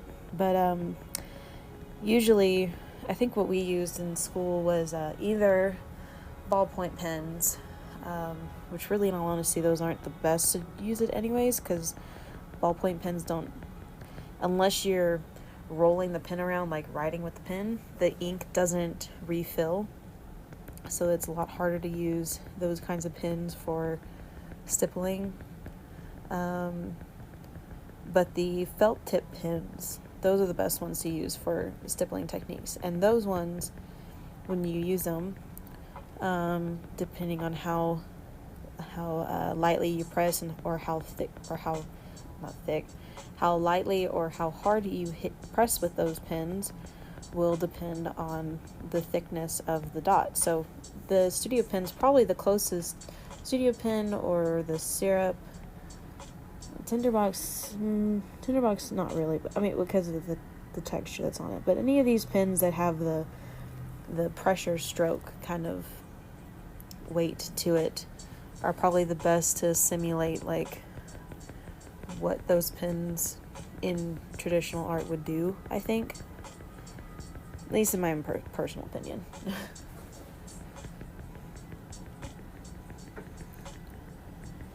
Just from my experience on that.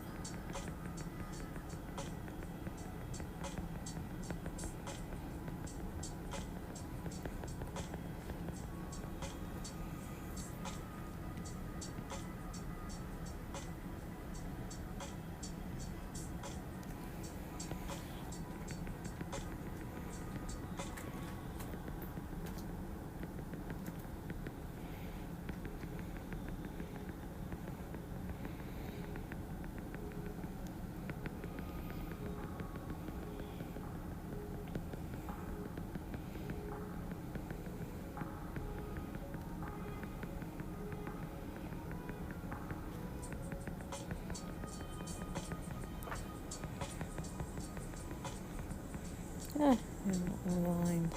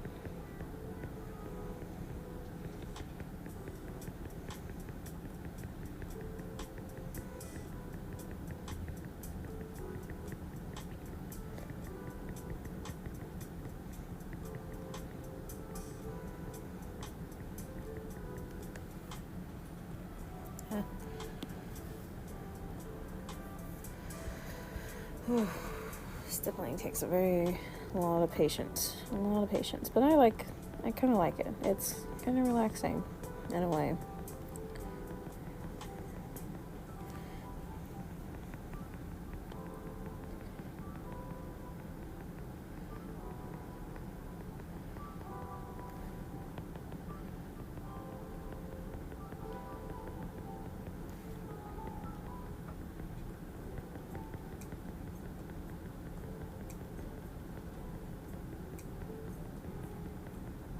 I hope the tippy taps are not too loud. I'm trying not to just, slam the pen down onto the iPad.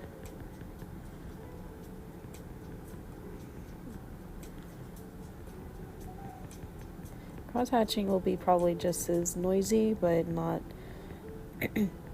as noisy, but pretty close. Just because there's still going to be a lot of picking the pen up and back down again to create different lines.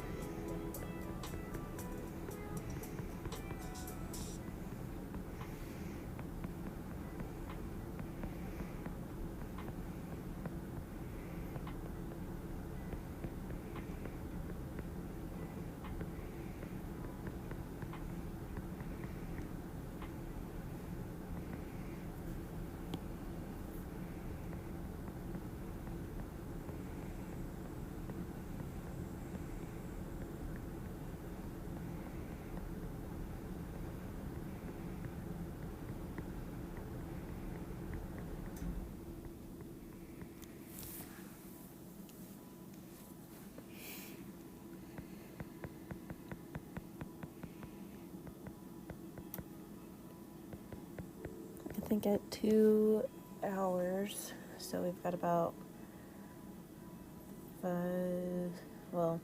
at 4 p.m. because I forgot that I started the stream technically 5 minutes before. So at 4 p.m. I'm going to take a little break, quick break, and probably a 10-minute break, actually, not quite as quick, not a super quick one, but not a super long one either, because I need to go get my other sweater.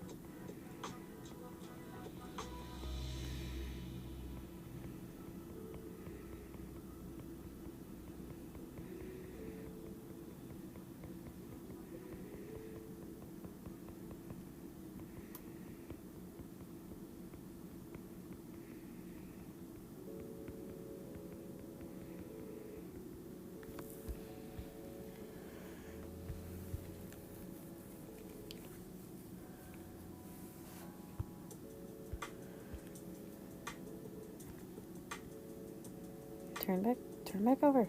Thank you.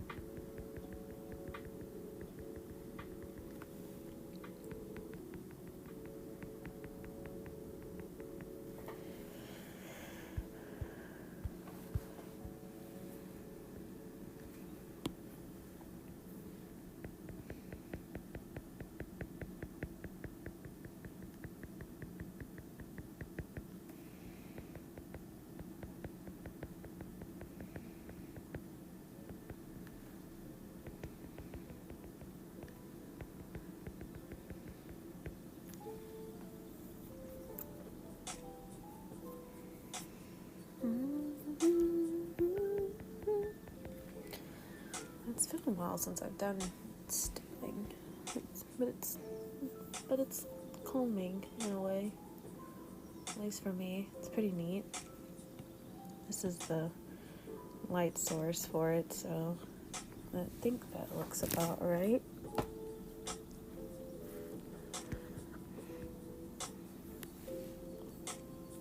I think I need to go a little darker. I need to go darker on the bottom part, but for the most part, the rest of it's looking good.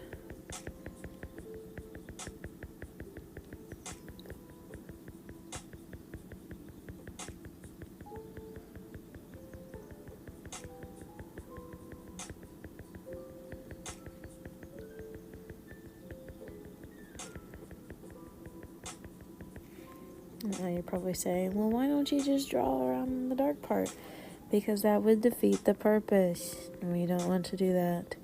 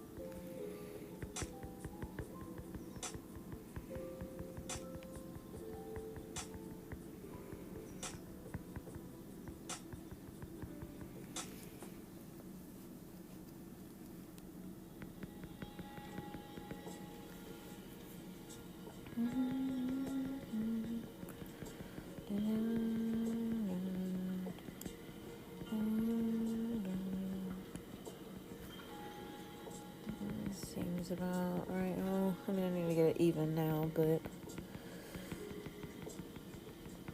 for the most part, this part is coming to an end. I think. I just gotta get it even now.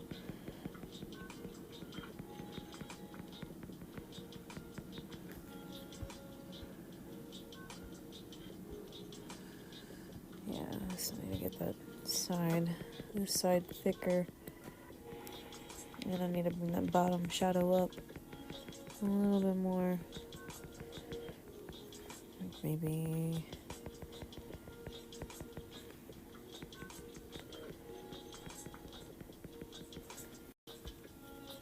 about there. Where I really need to get it like really dark. Not like completely black, but darker at least.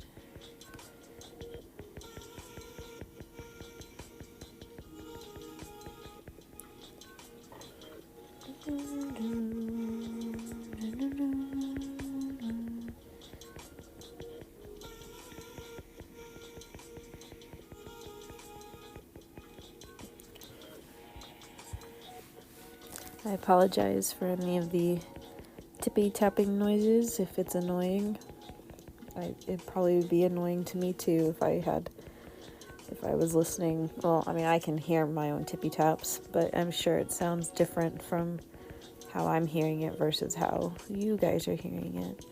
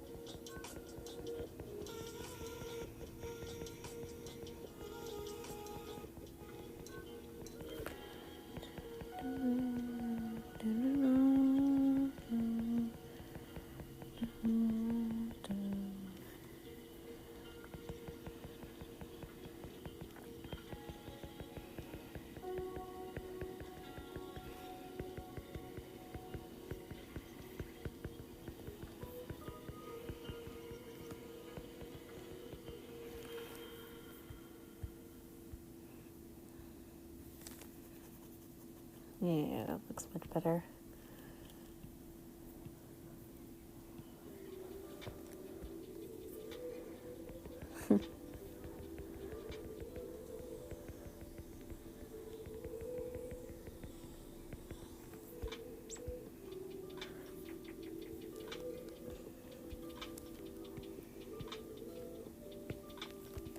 Now for the shadow part.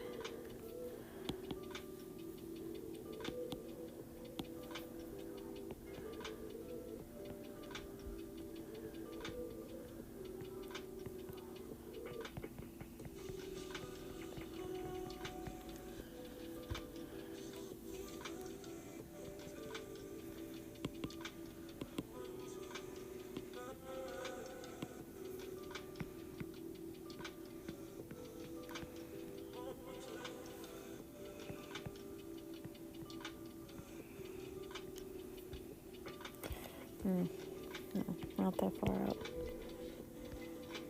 At least not on this side.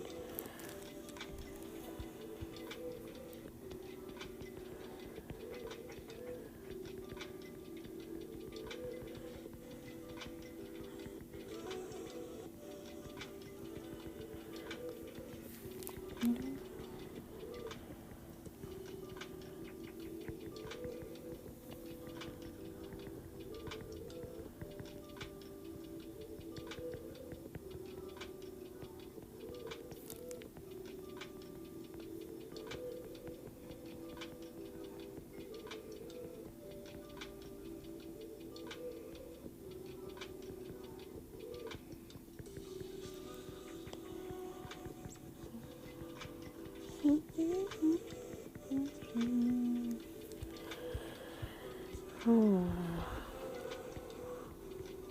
that up a little bit. Get it kind of even on both sides. Bring it down a little bit on this side.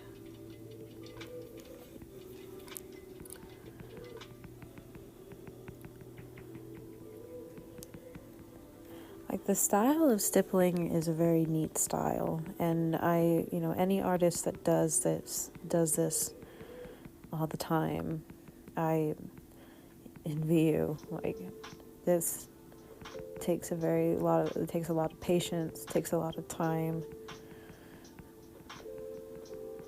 takes a lot of skill to do this properly, and having it look like it's smooth shading.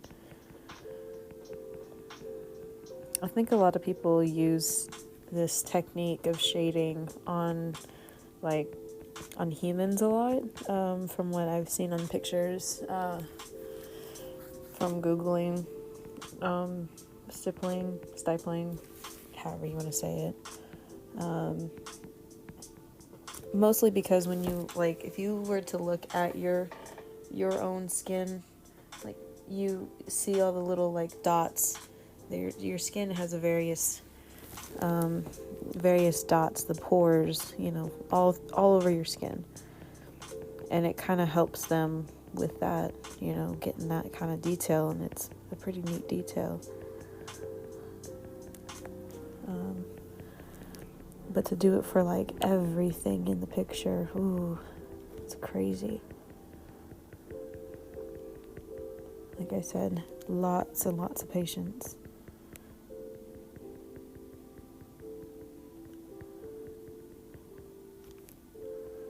Not gonna work too hard on the shadow part here. And just because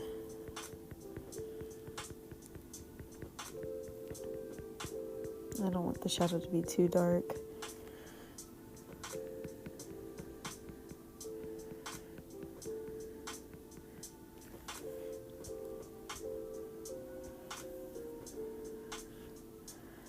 There we go. Got that one.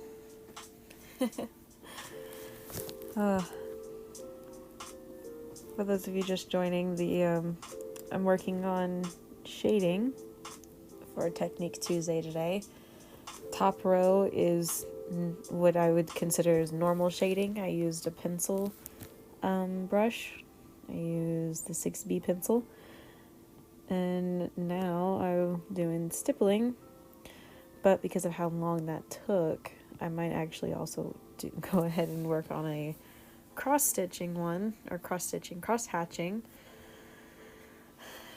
Cross-hatching is a different form of shading. Let me get the definition here for you.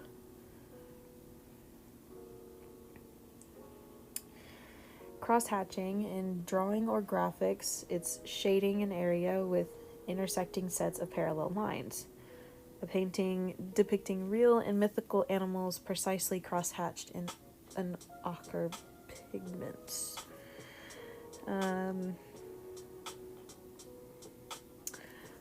So basically, to show, hold on, I hit the wrong button on my phone. There we go. Basically, it's you use straight lines, but then you use lines that cross over other lines in order to cross-hatch, make it darker. The further the lines are, the lighter. The closer they are, the darker. And you can kind of do something like that on the lighter parts too, just to make them a little bit darker, and so on and so forth. And anything in between. Now, I haven't done cross-hatching in a very, very long time, so I don't know how good I'm actually going to be at it. It might not look good at all, but that's the whole point of Technique Tuesday, is to work on skills that I don't normally do. So, I'm going to take a drink here, and then I'll get into it. But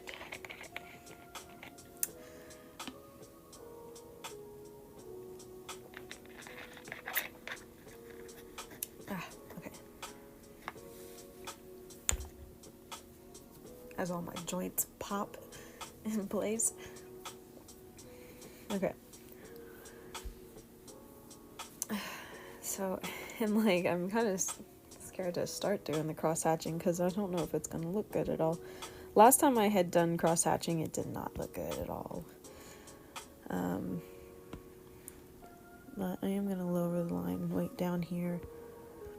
Yeah, there we go. That's better thickness. I'm going to probably just stick with the same pen. Just because I feel like it. I don't even know where to begin with it. My light source is coming from here. Let me straighten this out from the bottom left. Kind of coming up onto the sphere. Okay.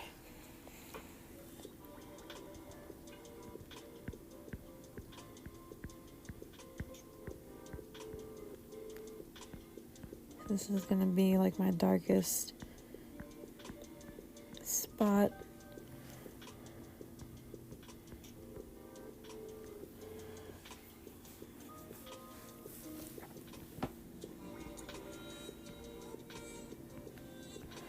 Now I do want to kind of have a few lines of this way, but they're gonna be just to kind of outline the circle in a way. Oh my goodness, okay.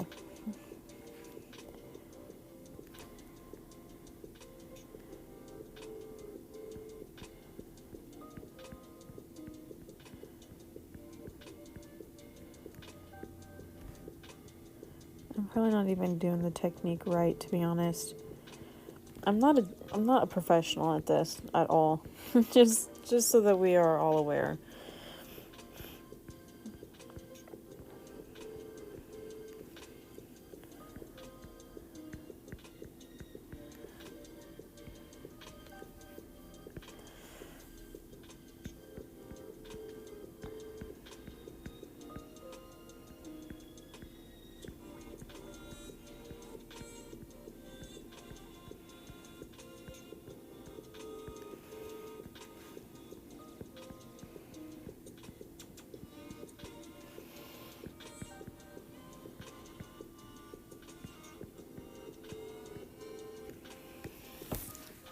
Okay, I just realized it's past 4. I'm gonna take a quick break.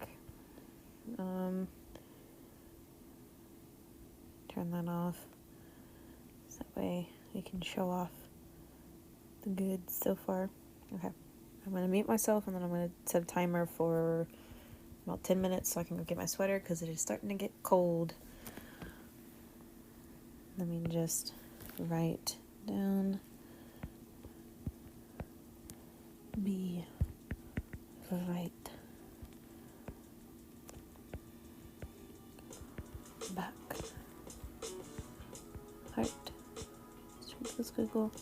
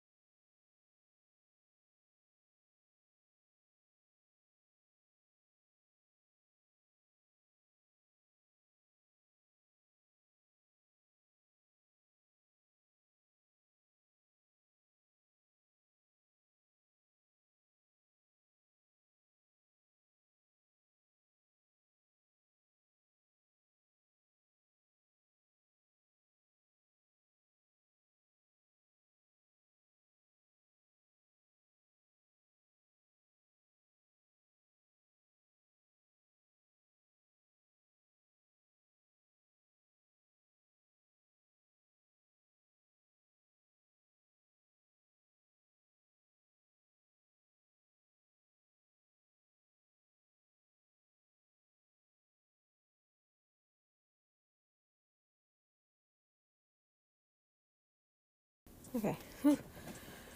I like sat back down right as soon as that went off. Okay. Let me erase all of this. And then we'll get right back into cross hatching.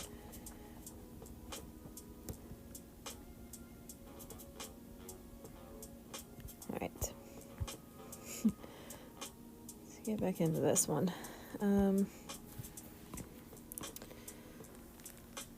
Dino dance, dino dance, dino, dino, dino dance. Heck yeah. Always sending out the dino dances at the perfect time. Yeah, like, it started getting colder today. Like, it warmed up yesterday, where I'm at. It got really warm yesterday, and now today it's, like, freezing. You never know what the weather's gonna do.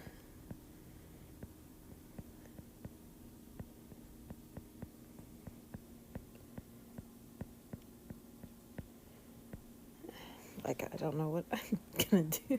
Oh, I just noticed that my brush picked up on my hand there. Okay. Like, this cross-hatching, I don't know what I'm doing.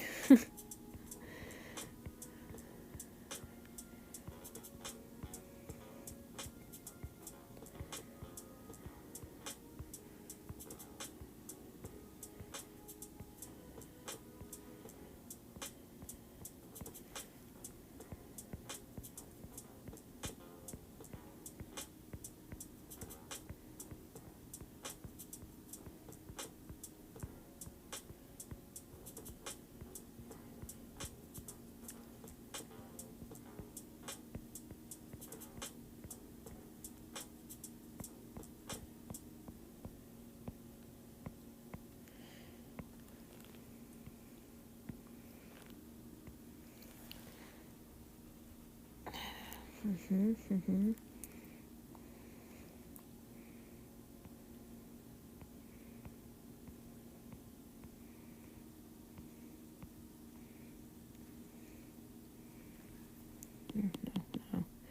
No. Going the wrong direction with those. Oh.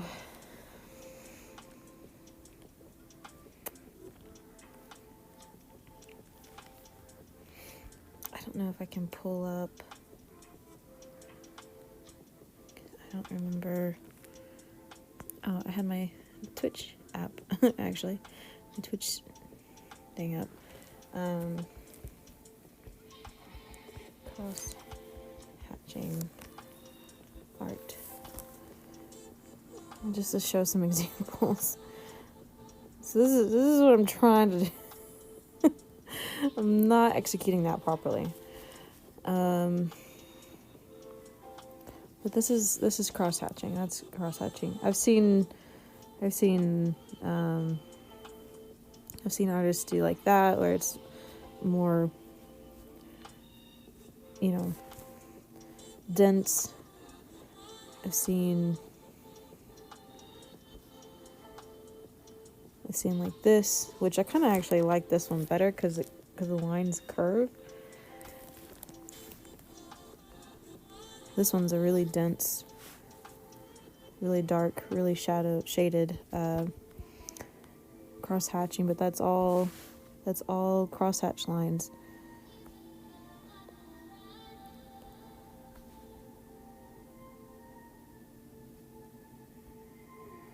Yeah.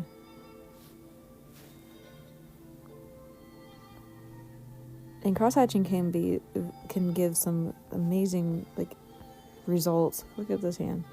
It's somebody's hand. That's such a cool thing. It's so cool. Your brightest highlights are parts where you don't put any lines at all. That's going to be your brightest lights or your brightest highlights. I mean, some of the stuff that these artists do is amazing with this, but I'm going to focus on this, except we're doing it the opposite direction. Going from down below.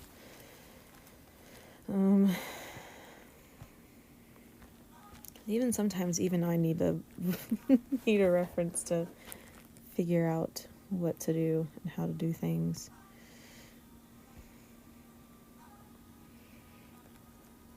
I actually did theirs in a neat way to learn cross-hatching. Actually, I think I'm going to start over.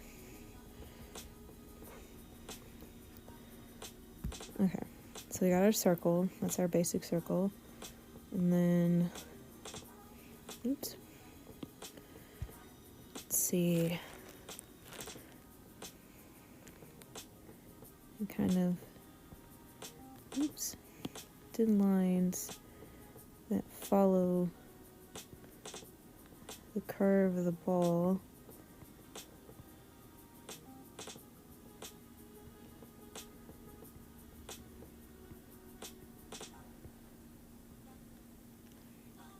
And where we want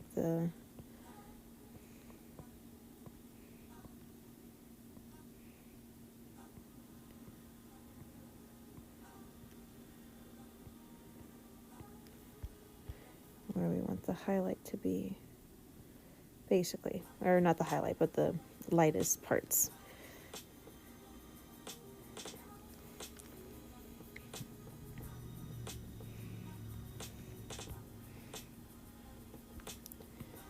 Okay.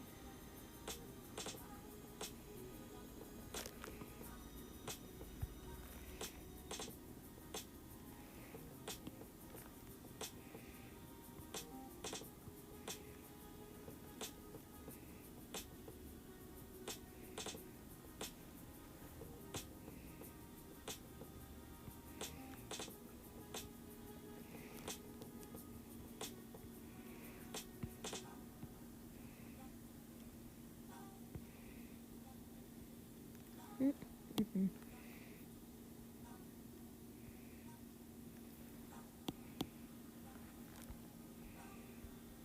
Yeah, either way. Alright, next set of lines. Go the up, like crossing over.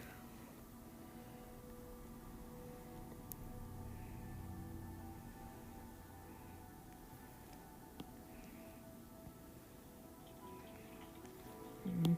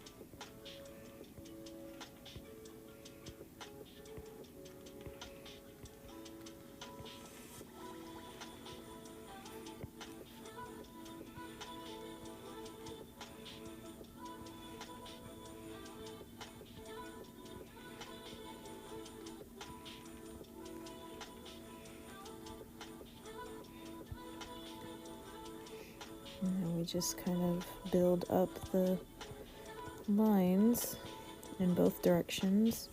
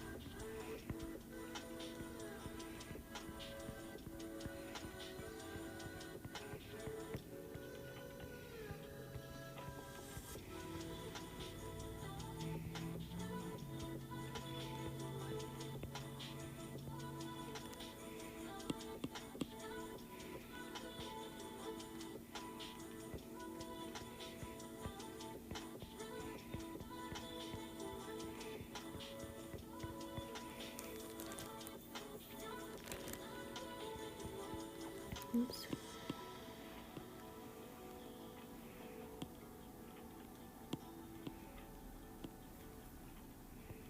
Dang it.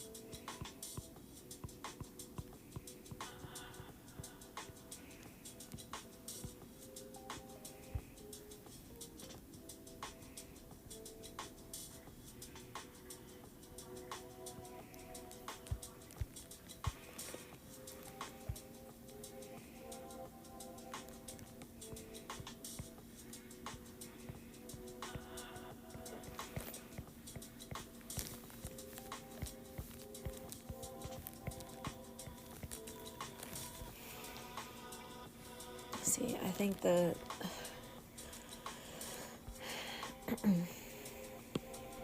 the shadow part looks fine, but the highlight part is the part that I kind of need to work on the most to get it to, I don't know, look more natural. It still doesn't look quite right. I don't know, maybe it's because I'm using a inking pen instead of like a pencil brush in the app, but you know. Now this is casting an up shadow upwards, so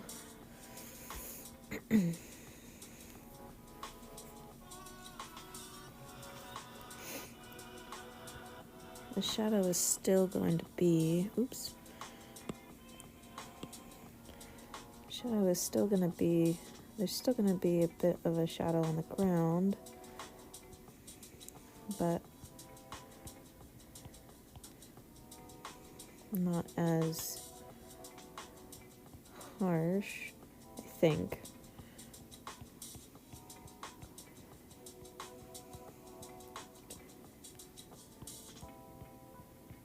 Man, it looks like the ball is rolling.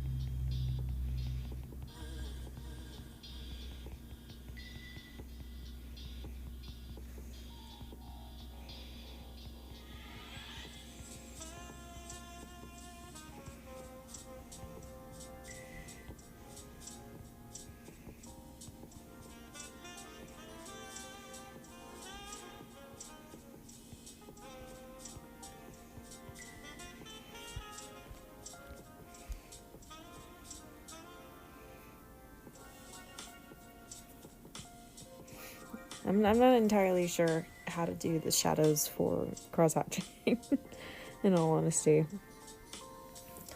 That's that one. Alright, let's do stippling on the cone.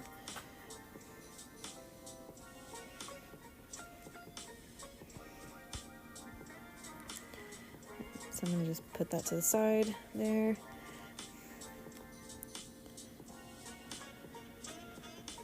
And then size 3.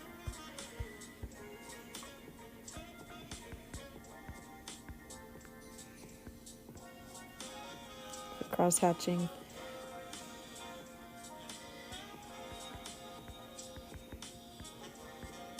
Just so I know. Make sure that I go back to it. And this one, I want to say I was like...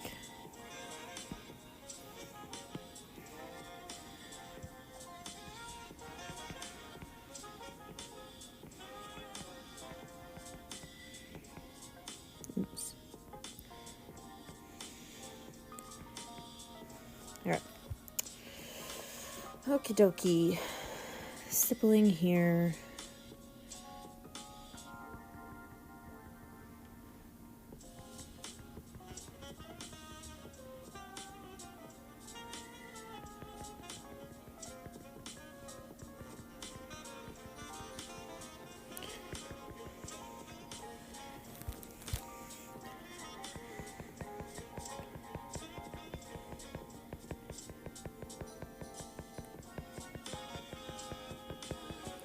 Moving back to the tippy taps, tippy taps, tippy taps.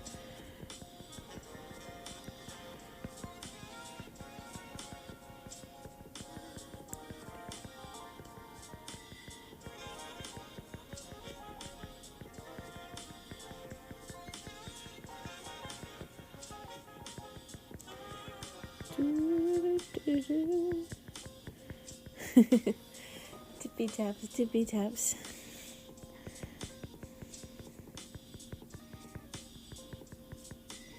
That'd be a cute emote, doing a tippy tap, one where like I do, like, in being animated, it'd be the pin, like you kind of see like the bit of this iPad screen or tablet screen, and then the pin going up and down, and it's the words tippy tap around it as it goes up and down. That'd be a cute emote. I will be working on emotes tomorrow, so that's what we're going to be doing for whatever Wednesdays this week. It's working on some emotes / emojis, like both drawing out. I don't know if I'm going to actually animate the emotes, but I definitely want to draw out either sketch or final drawings, or both, of different emotes that I want to have eventually. In Discord, you can have up to 50 of both for your server, unless you probably have a nitro boosted server or something. You might be able to have more, but from what I saw, it said that it looked like I could upload a couple stray dots here, upload 50 emojis and 50 animated GIFs, emotes. So, yeah, got plenty of options. Basically, I can make 100 of those things.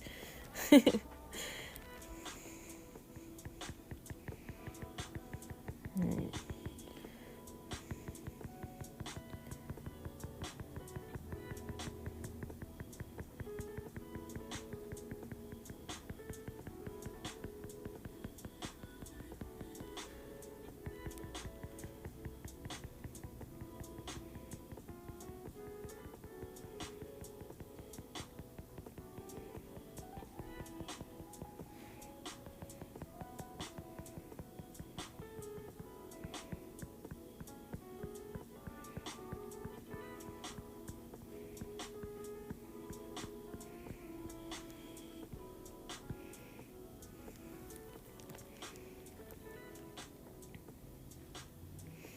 Okay. And we've got the general shape of the cone all dotted out. Let's keep going with the shadows. Tip, tip, tip, tip, tip, tip, tip, tips.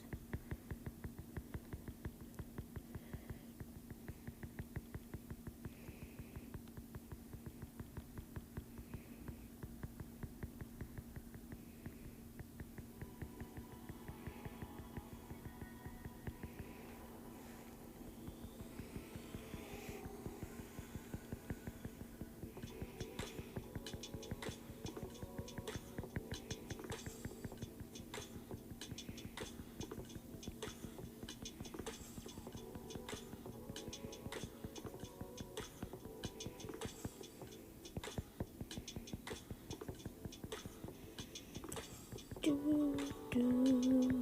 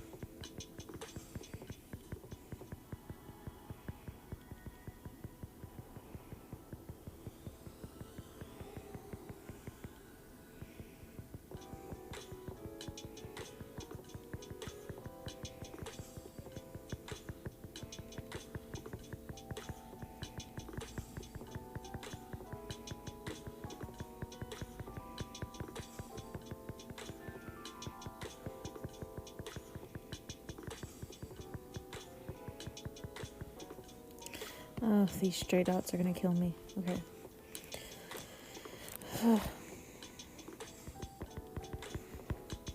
And my hand just barely out the sleeve of my sweater.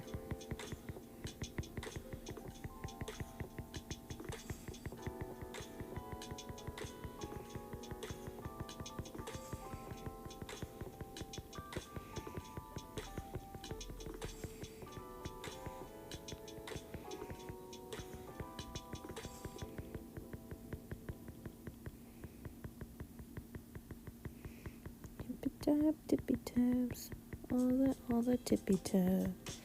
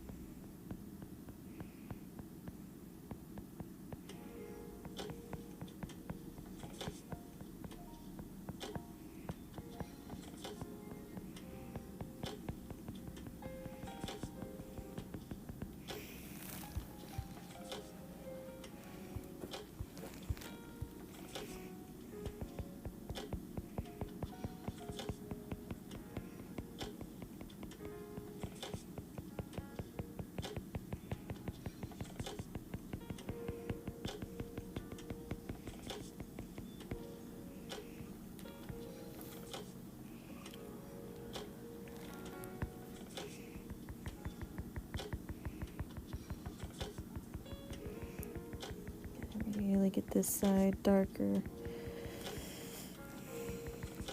It's got to be the darkest part.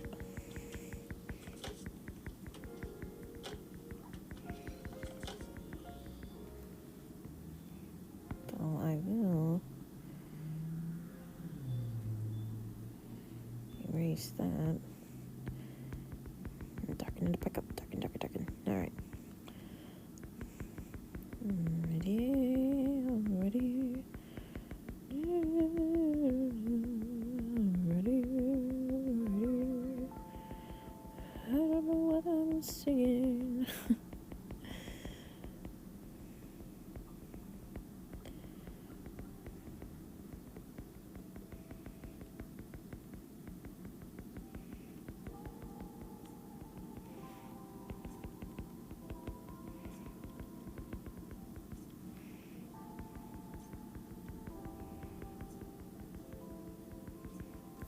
You hear the tippy taps, taters?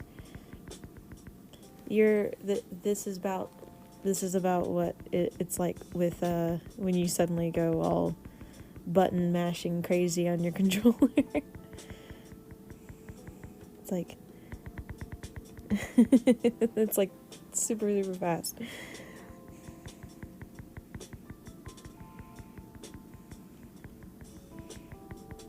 I'm not doing it super fast right now, but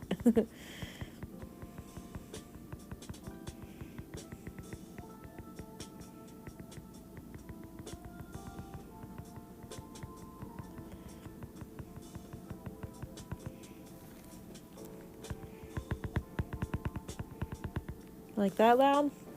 I don't know how loud that was.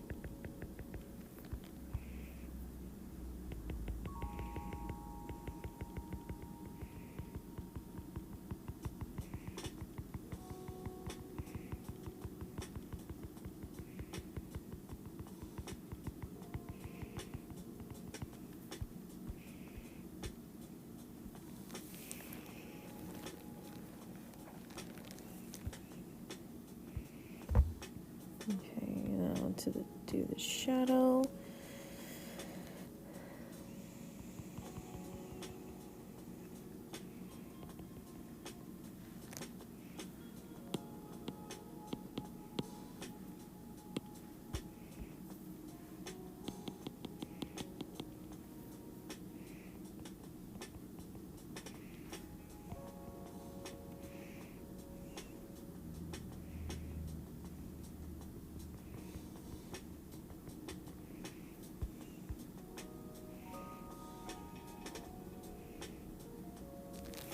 Might not be the right angle on that actually. Now that I'm looking at that, I need to go a little bit more down with it. Okay, I need to keep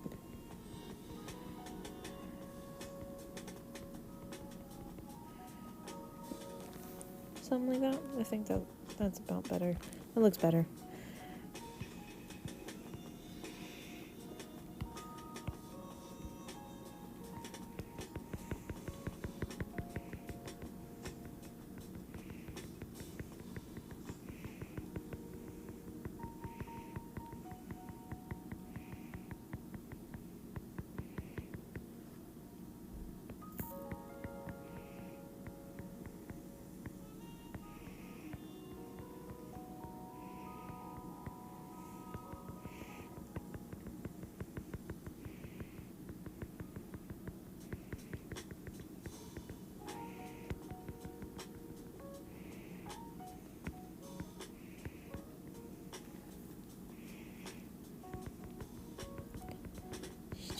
Stippling.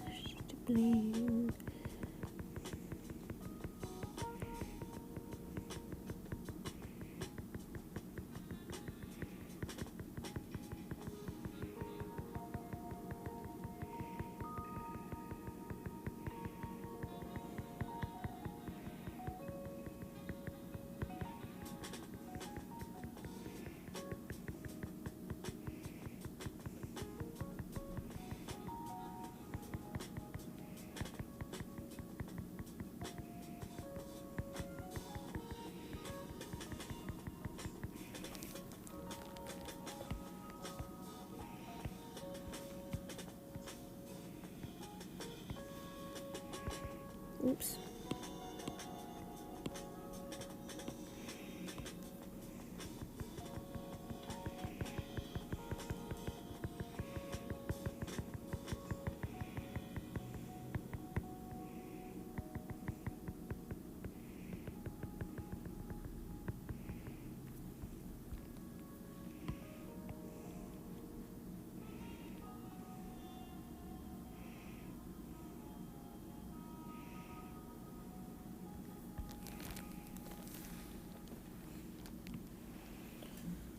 Alright, on to cross-hatching the cone.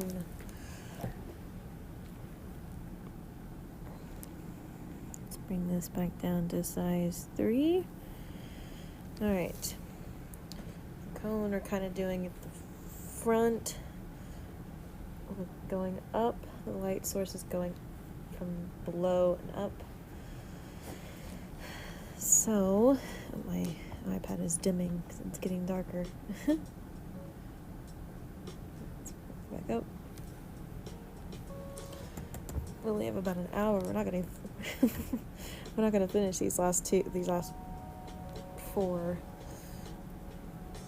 I might save that for the next. Depending on where I get, I might save them for the next Technique Tuesday to finish up. But okay.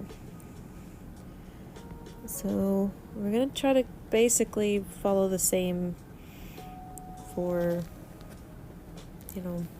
this. I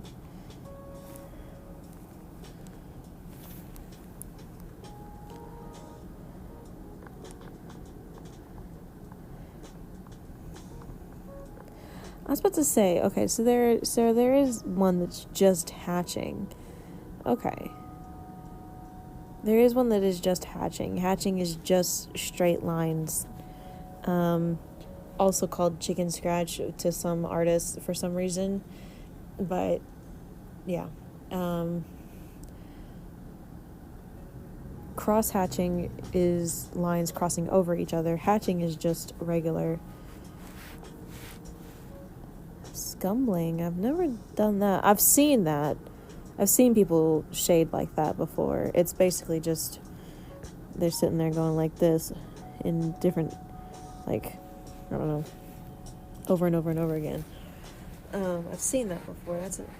But I've never done it myself. I've never shaded like that before, of course. And then there's stippling and blending / smudging, which is what technically this would be up here. That's the closest one. It's not smooth blending, but yeah. Anyways,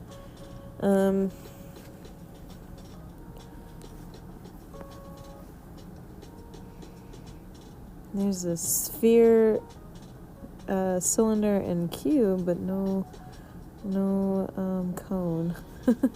All right, so we're gonna try to follow the same thing, right, with the cone. I'm gonna go get my sweater in my hand there. We're gonna start off with just a few. Oops, already messed up. Directional lines going down towards the light source. Now I want the highlight to not be this whole bit. I just want to kind of, oops, go in the wrong direction here. Come down a bit more. I'm messing up already. Let me just erase this side.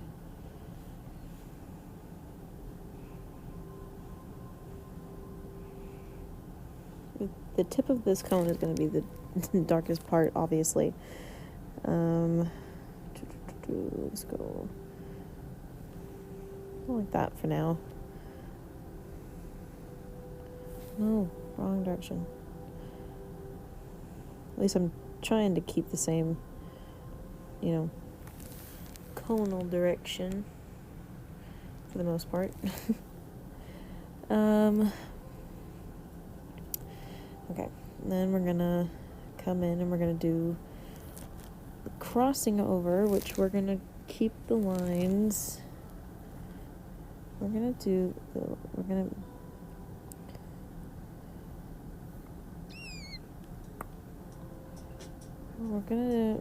let's see, because I have the highlight. We like that. We'll go down a little bit more on that.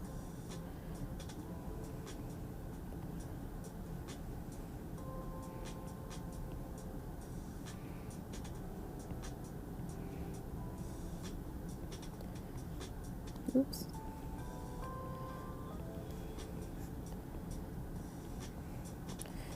Make sure we keep the curve. So I was trying to keep the curve at least. I did not keep the curve very well, though.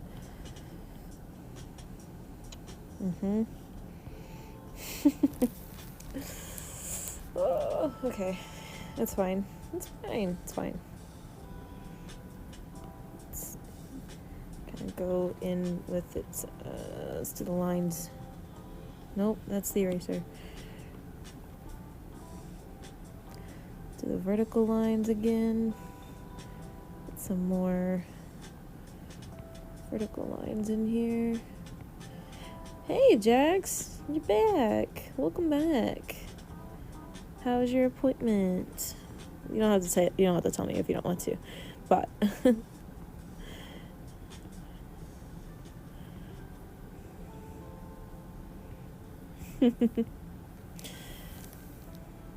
probably went a little too dark on those lines. It's okay. It's okay. It was okay? That's good. That's good. It's okay. I am working on... Oh my gosh, I am not in control of my lines at all. I am working on cross-hatching.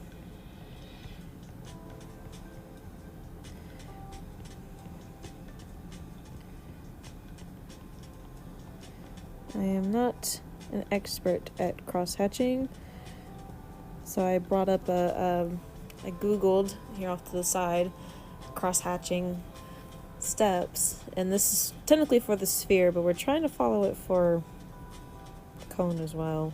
But you know, it's not going so well. That's because I am not a master at this craft. At least for cross hatching, I'm not.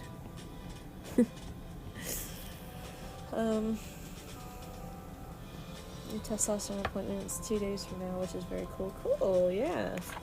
That's awesome.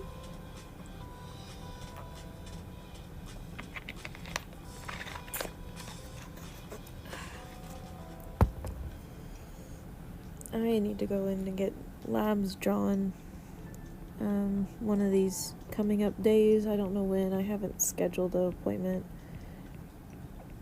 But it's mostly because I just don't want to. I don't like going and getting labs drawn all the time.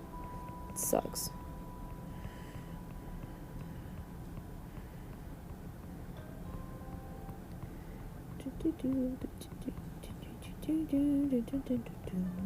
I can't sing that song. Okay. Let me turn that off so I can kind of see with my vertical lines where I need to go and control with the edges.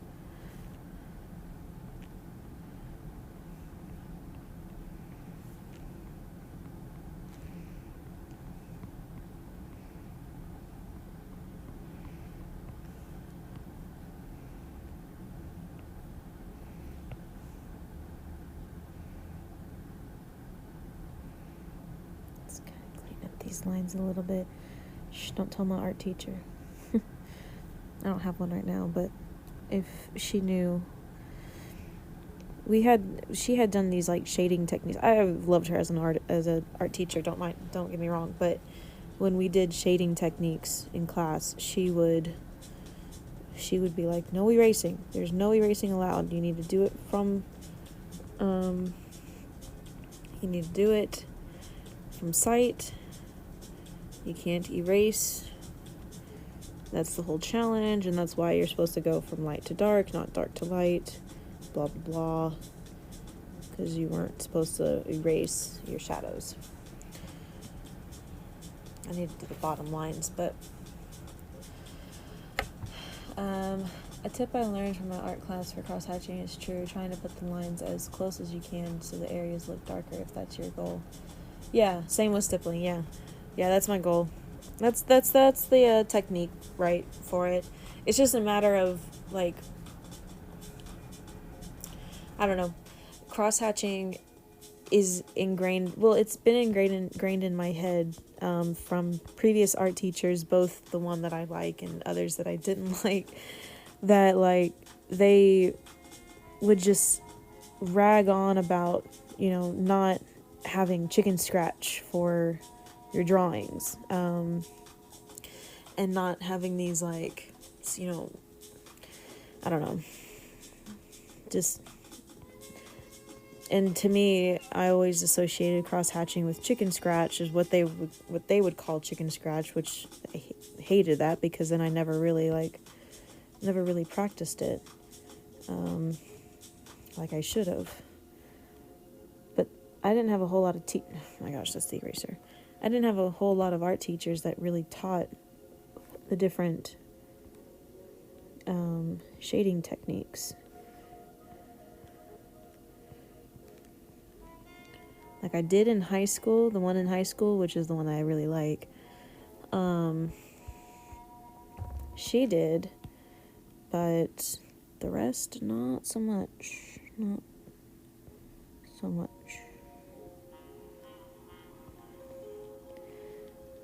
I don't know. I probably already messed that up, but I don't know. It looks strange with the way that the highlight's supposed to go. Maybe if I...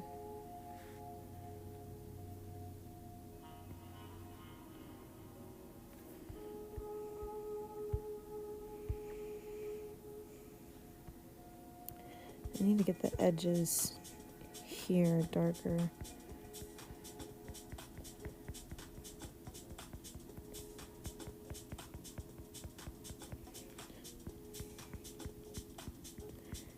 But yeah, the closer the lines for both stippling and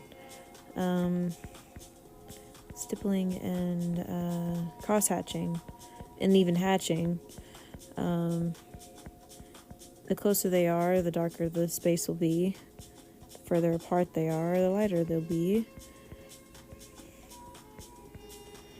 But you also kind of have to build it up too, right? Like, kind of like how this, to the left, this picture shows the steps of cross hatching. Like, they built it up, started with their, well, let's say vertical lines, and then cross hatching is opposite lines and all that. Yeah. Thank y'all. You're proud of me. Thank you. It's been a while since I've done both stippling and cross hatching, and I'm not good at cross hatching. I'm pretty good at stippling, I think. Stippling. I always get it confused. Those are my two stippling ones right now. So yeah, that's pretty cool. The shadow for this is really not visible for this cone, at least. I mean, if it was up against a wall, it would technically be like...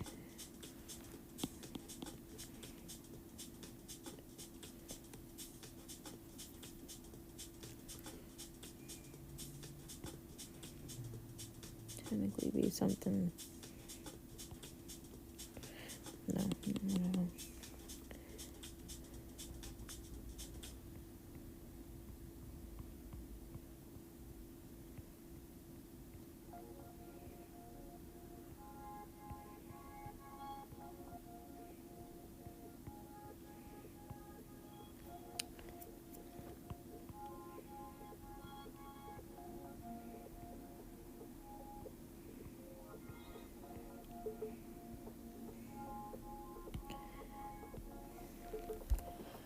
Those siblings look good. Thank you. Yeah. I think they look good. It's like pretty good for not having done it in a while. Yeah. But it's like stippling looks more correct to me than cross hatching does. I don't know why. I don't know why it does, but it just does. Oops. It's kind of...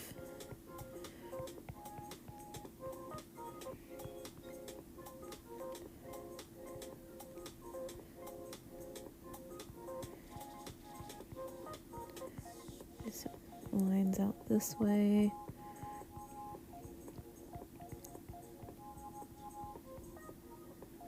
I don't want it to be too dark as to not drain out the dark of that shadow, but so we'll leave it at that.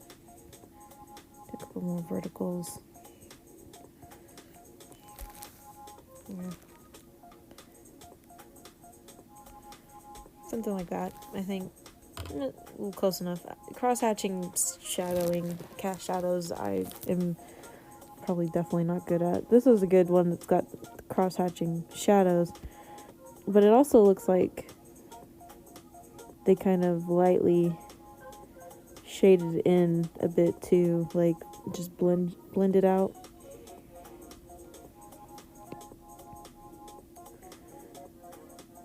Yeah, that's a good one too. Anyways, back to this one. I still have 4 more shapes to do, which I'm not going to get done before I have to end the stream, but I'm going to go for as long as I can. Which will probably be about... probably closer to 6:30 actually today. So I do have to go pick up Mom, but I don't think I have to go pick up dinner ahead of time, so... Yes. Okay. Let's go back to stippling on this cube. Like my brain blanked there for a moment. I was like, what am I doing? Right. I am doing art. Let's bump that back up to 8. There we go. Right.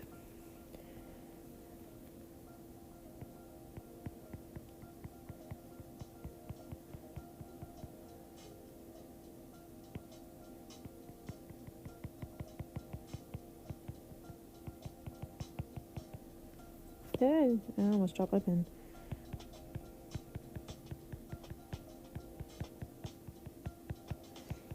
Going back to the tippy taps, tippy taps, tippy taps.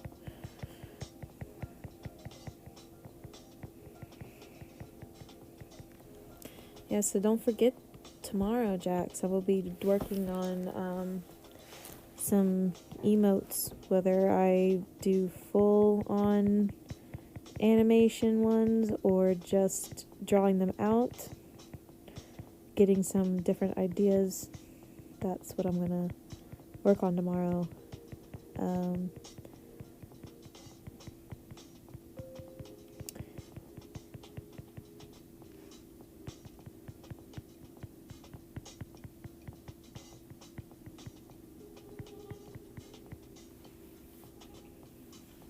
You're gonna eat soon and play GeoGuessr? Okay, cool.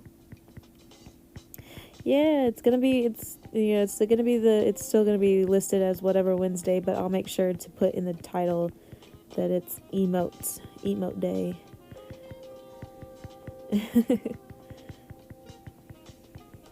It was interesting watching the girl that Holly, that I rated yesterday.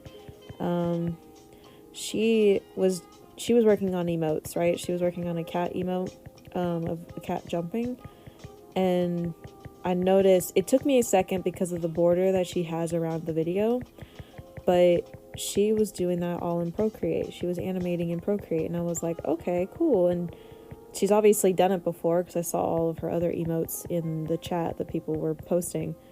So it was good to know that I can do the animated ones in Procreate and not have to try to find a different different software to animate the ones. But yeah, so it's gonna be a time to explore tomorrow.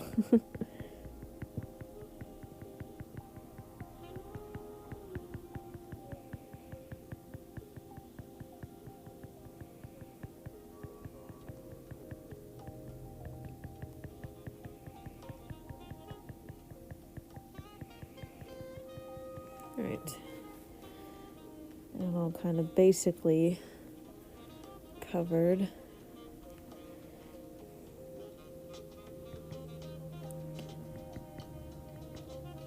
I think the top I'm gonna do the darkest.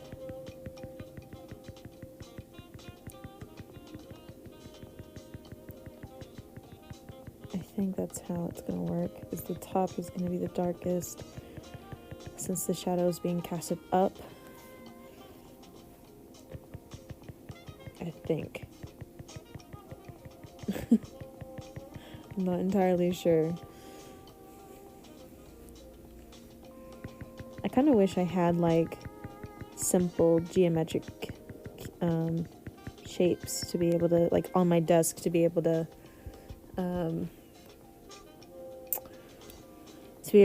use a light source on and see how it actually affects it in the direction that I want it to go. But that's for professional artists, and we are not professional. Ooh, yeah. Hold on, let me put in some. Where is it? There it is.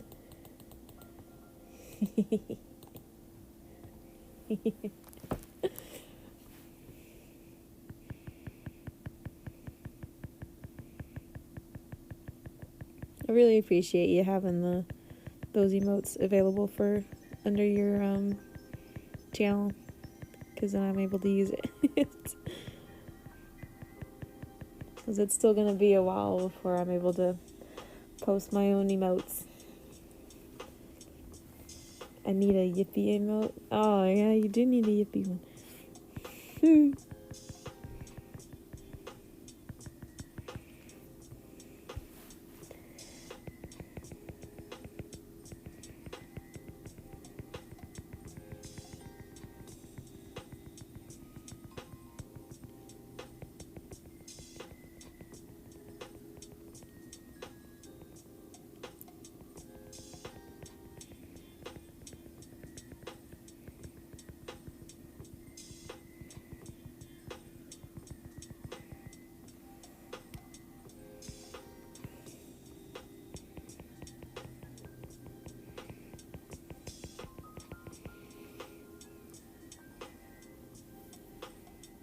You have extra slots, so why not? Yeah, that's true.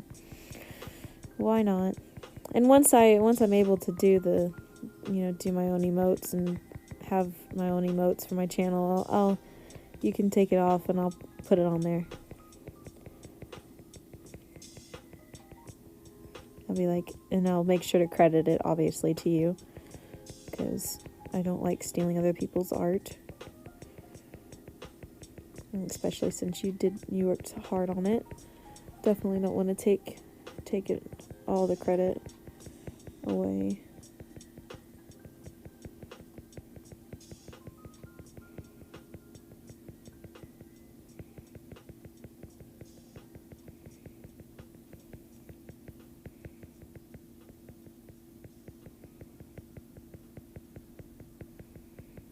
Hey, Ian. Welcome. How's it going? How's your day going?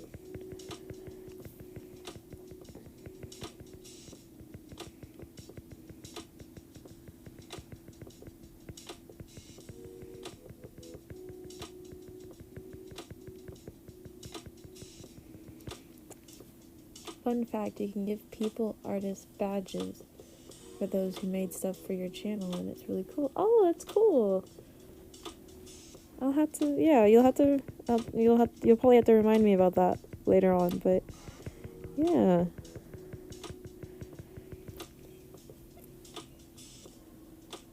Didn't sleep much last night. Oh, I'm sorry. I feel that though. Lately my sleep schedule's been pretty bad. Been pretty bad lately. But you can do that in Role Manager? Okay.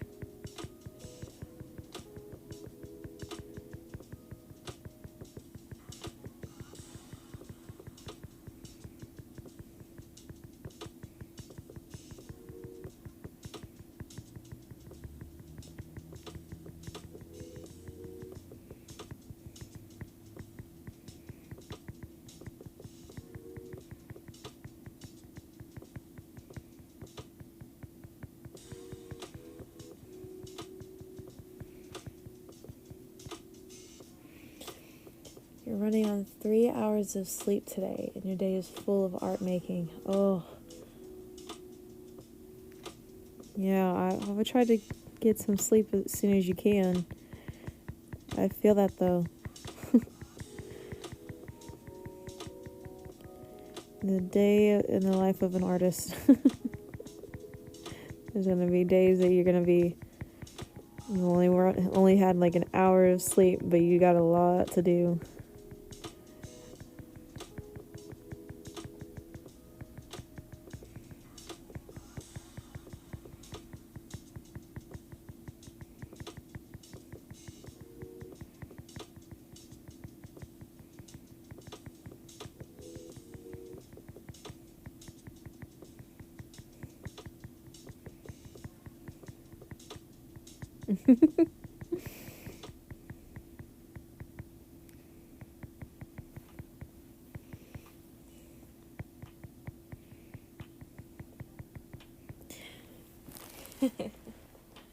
Yeah. It's under the emotes for Jax's channel. So it's under there if you want to try to find the dance, the Misty dance. It's the same one I posted on the Discord server last night, but I don't have Nitro, so I can't use it. But those who do have Nitro are able to use it, so I'm glad that people are still able to use it, at least.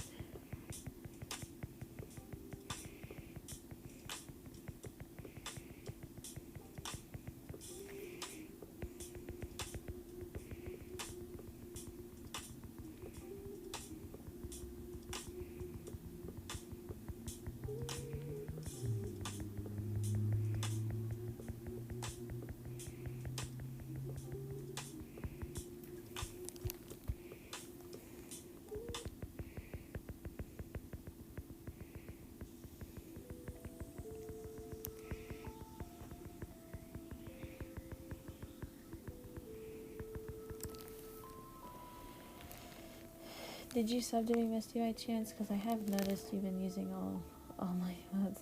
I just never get the notification if you did. I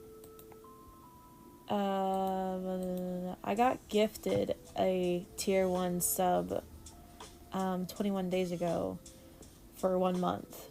I got gifted one for you.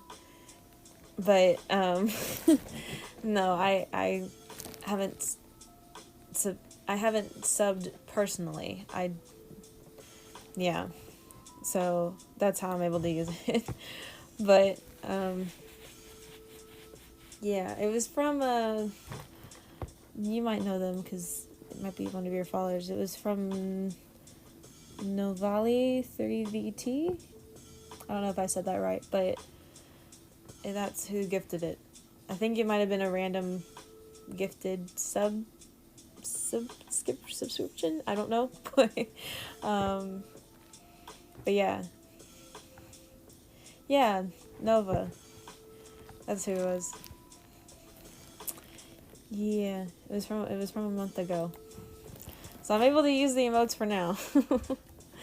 But it was from 21 days ago, so it's about to expire in what like 9 more days.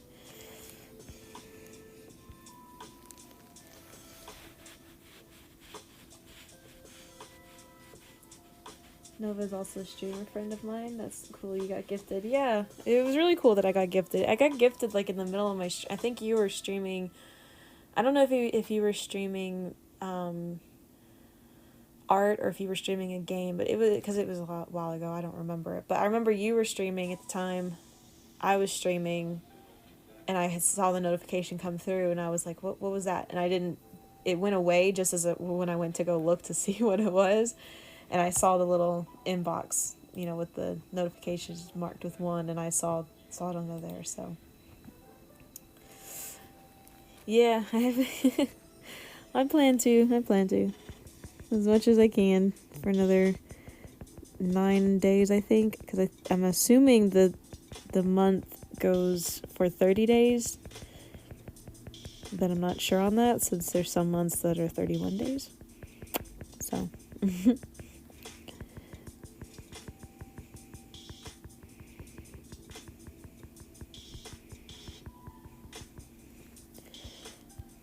Right, there's the top.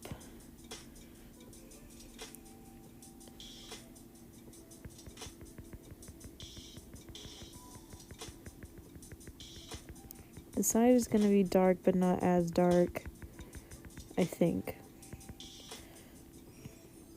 It might be the same.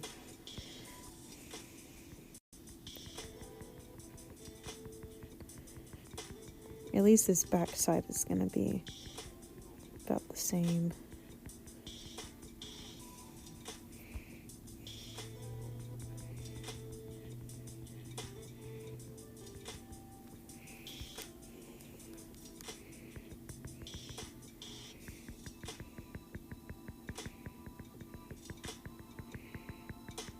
I don't want it to be the same level of darkness, though.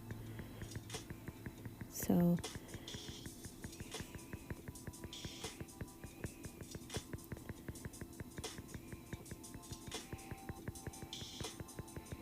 I don't know. I might make this side darker once I get the front side more complete, and we'll see. But I want to try to keep this side a little lighter than the top. But I'm not so sure on that.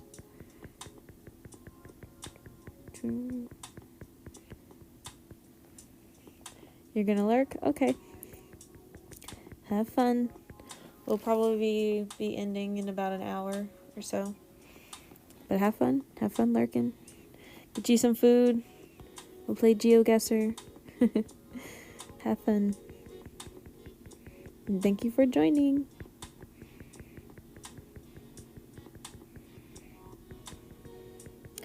Man, I am such I'm so awkward. I don't say I think that sounded weird. That sounded awkward. I don't have confidence. I need some confidence.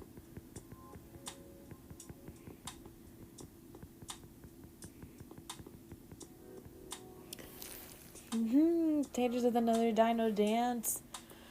I'm gonna do the song. Dino dance, dino dance, dino, dino, dino dance. He's making me really do the dino dance today. That's like the third time doing the dino dance. He's really getting that dino dance credit in there.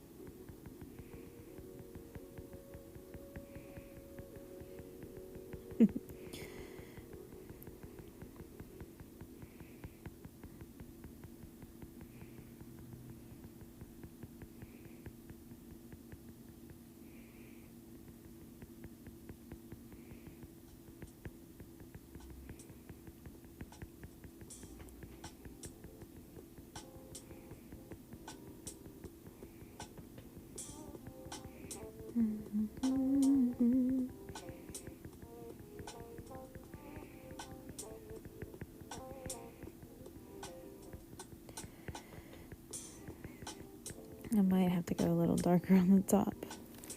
Now that I'm doing this. Get out of here, little dot. Switch back to, thank you.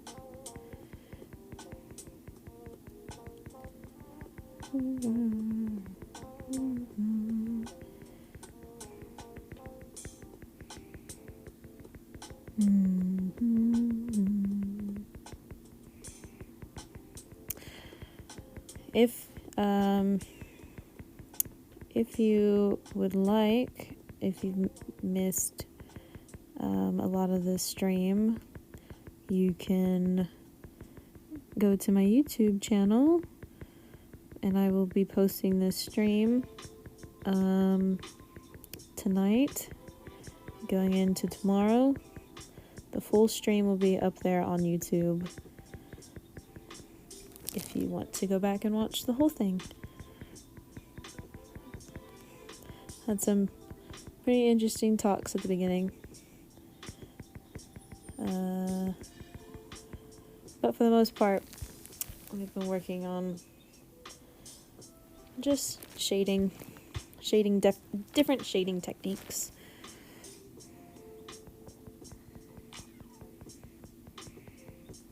Okay, let me turn this back on.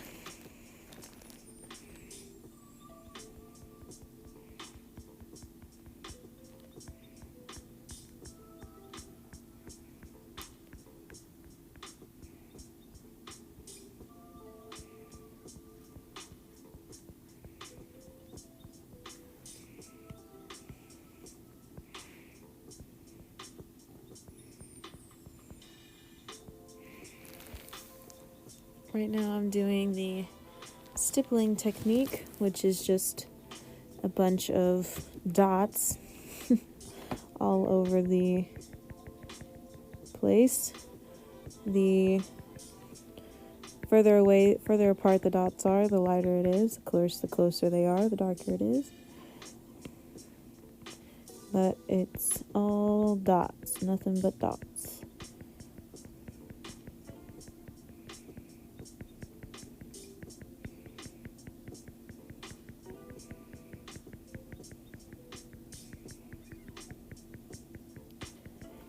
This side needs to be the lightest of all the sides. but I'm going to work on this part first. The part that doesn't have any dots in it right now is where pretty much the light source is directly on. But I will be putting dots in there a little bit and just want to get this part darkened first. Not too dark because I don't want it to flatten out, but still want to get it darker. And by flatten out, I mean like it blends into the other sides, which now that I'm doing that, I already see I need to make this side darker.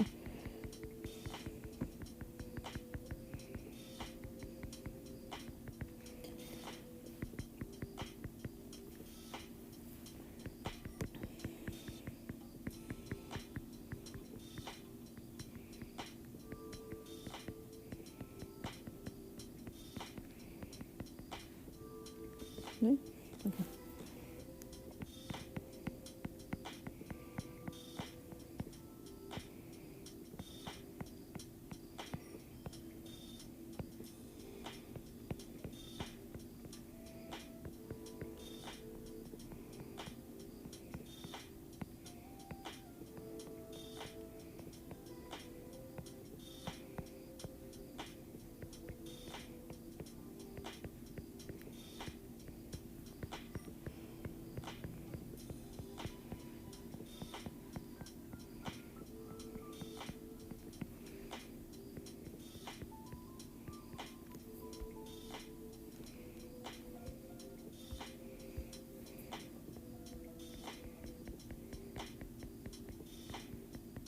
Go just a little darker along the very edge here.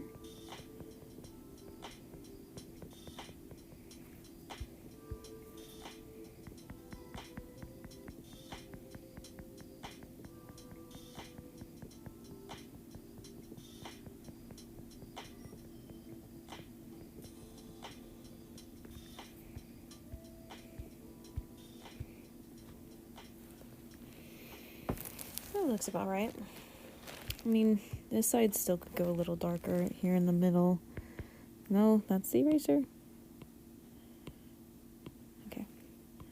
Go back.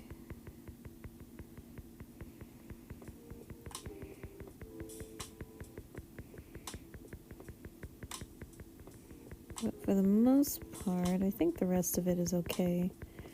And we probably could use a little bit more tender loving care, but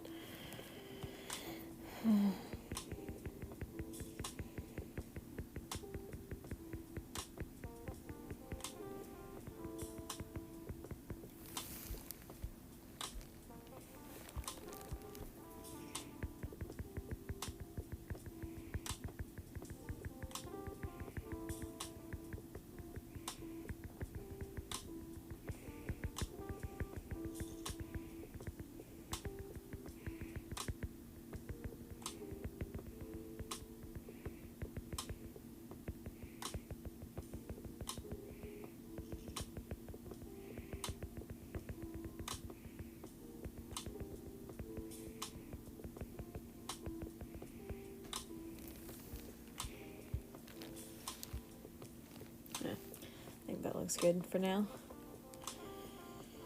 Let's see, let's do the shadow now.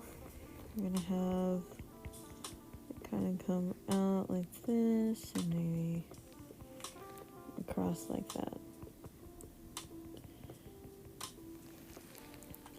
Just a little shadow. It's probably not light correct, but oops. Oh, dang it, not the eraser.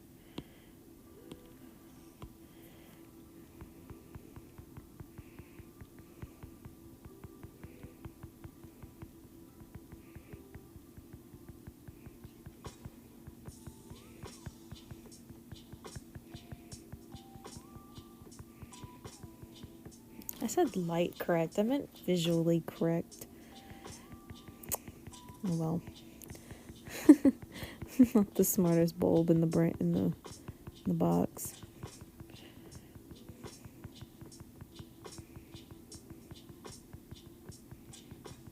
Did I say smartest bulb? I meant brightest bulb. Did I say brightest bulb? I don't even know what I said. I need to stop. It's just,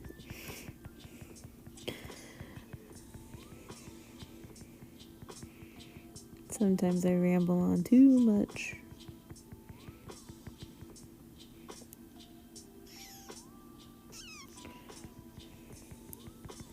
Let's get it.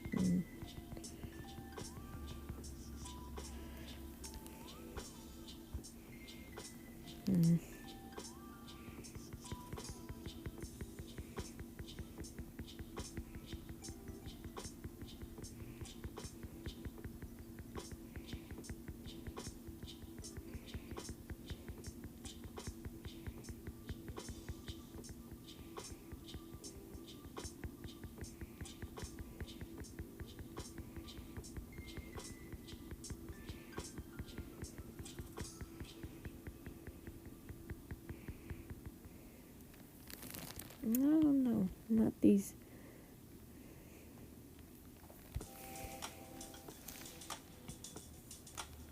Yeah, I think that looks good for now. Cross-hatching on the cube. Let's see, it's 5:45. Yeah, we got time. Got plenty of time. I might be able to finish this, maybe. I say that, and then I'm going to start the stippling of the cone, and then... Not the cone, the cylinder. Yeah.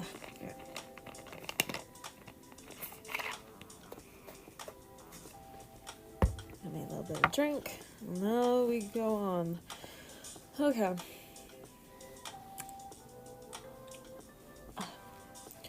So, this light source is coming from the top left, coming down, which I think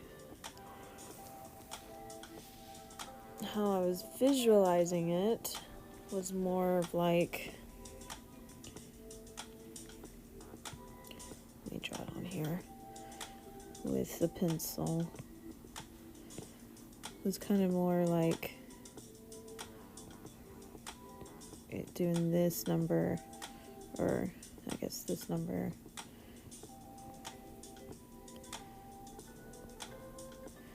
on the box. Kind of like that. So, with that being said,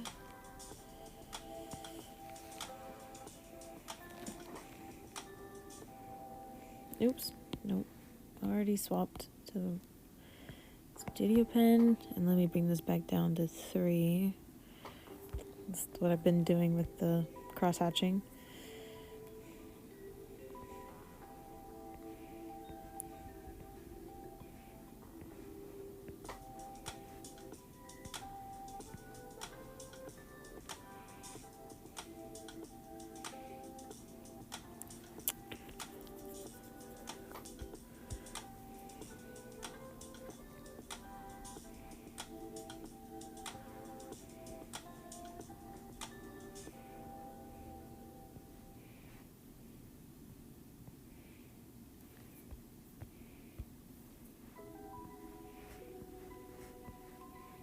Of course, this side's gonna be the darkest. But I think that's about correct. Something like that.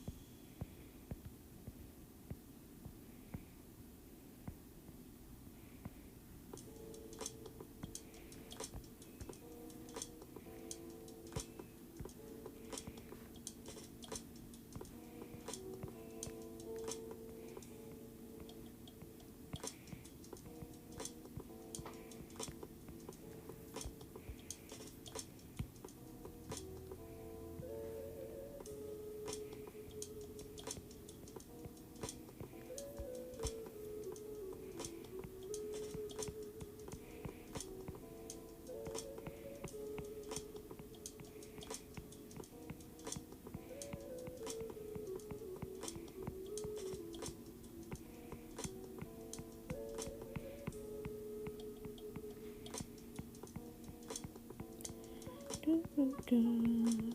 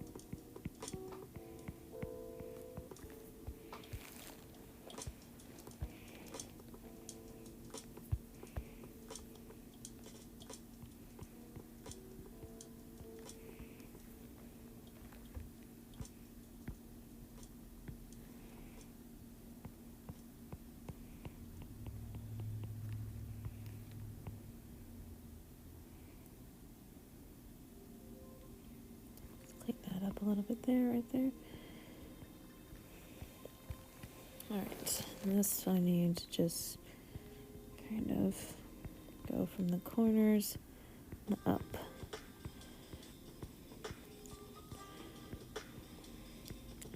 I still want this face to be lighter than this side piece, but we still have to make this part darker.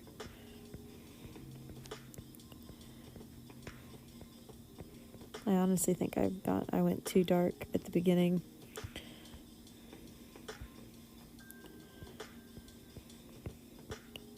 For it to be visually correct. But we'll see if we can kind of fix it, because we might be able to fix it. Maybe.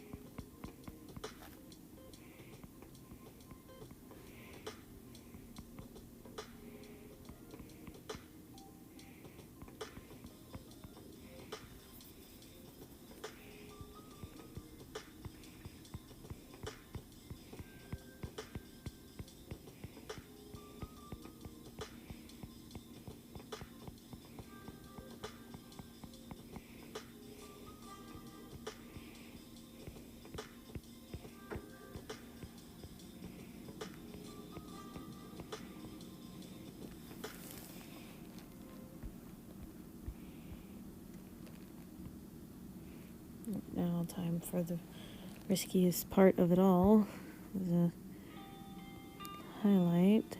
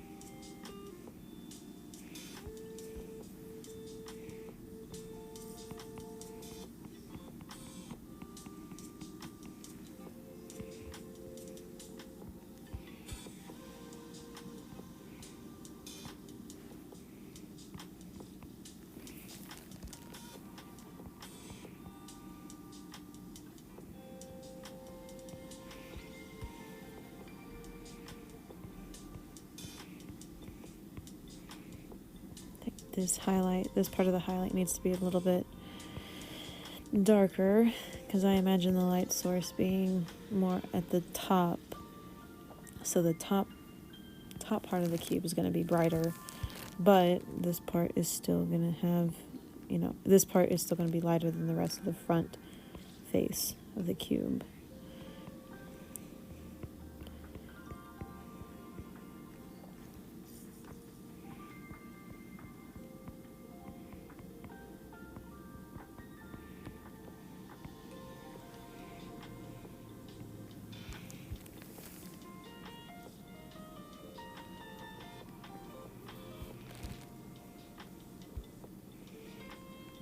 I think that looks good. And then this shadow.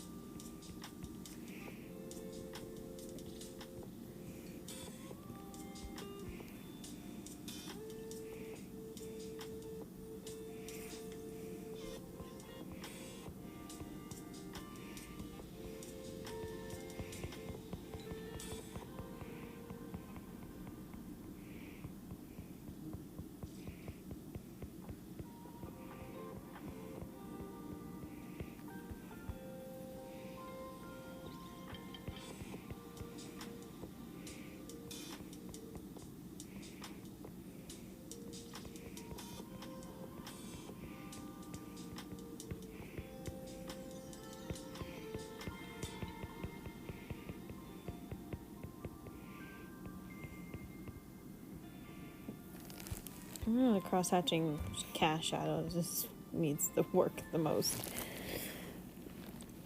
I think all of my cast shadows need to be worked the most, practiced the most.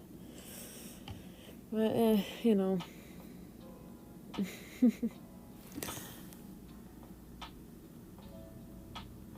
Okay, let's see. 557. I'll be actually kind of shocked if we finish, if we end up finishing the last two before 6:30. Bump that back up to 8.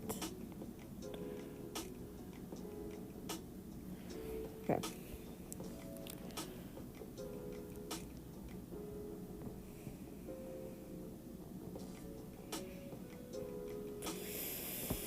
Okay.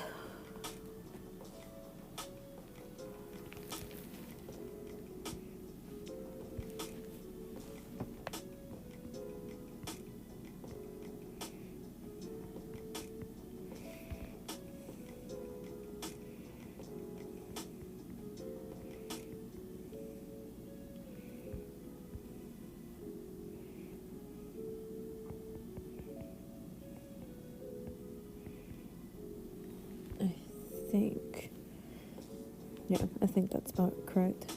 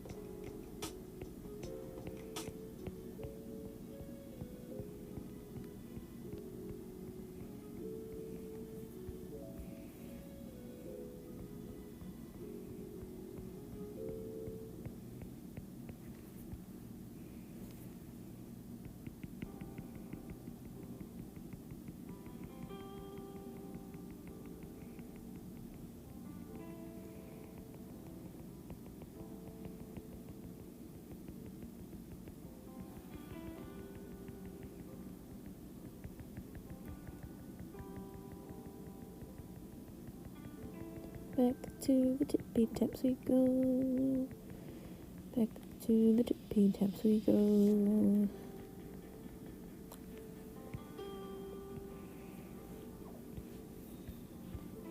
Okay. Cool. Alright. Nope. the eraser. Let's fill this all in.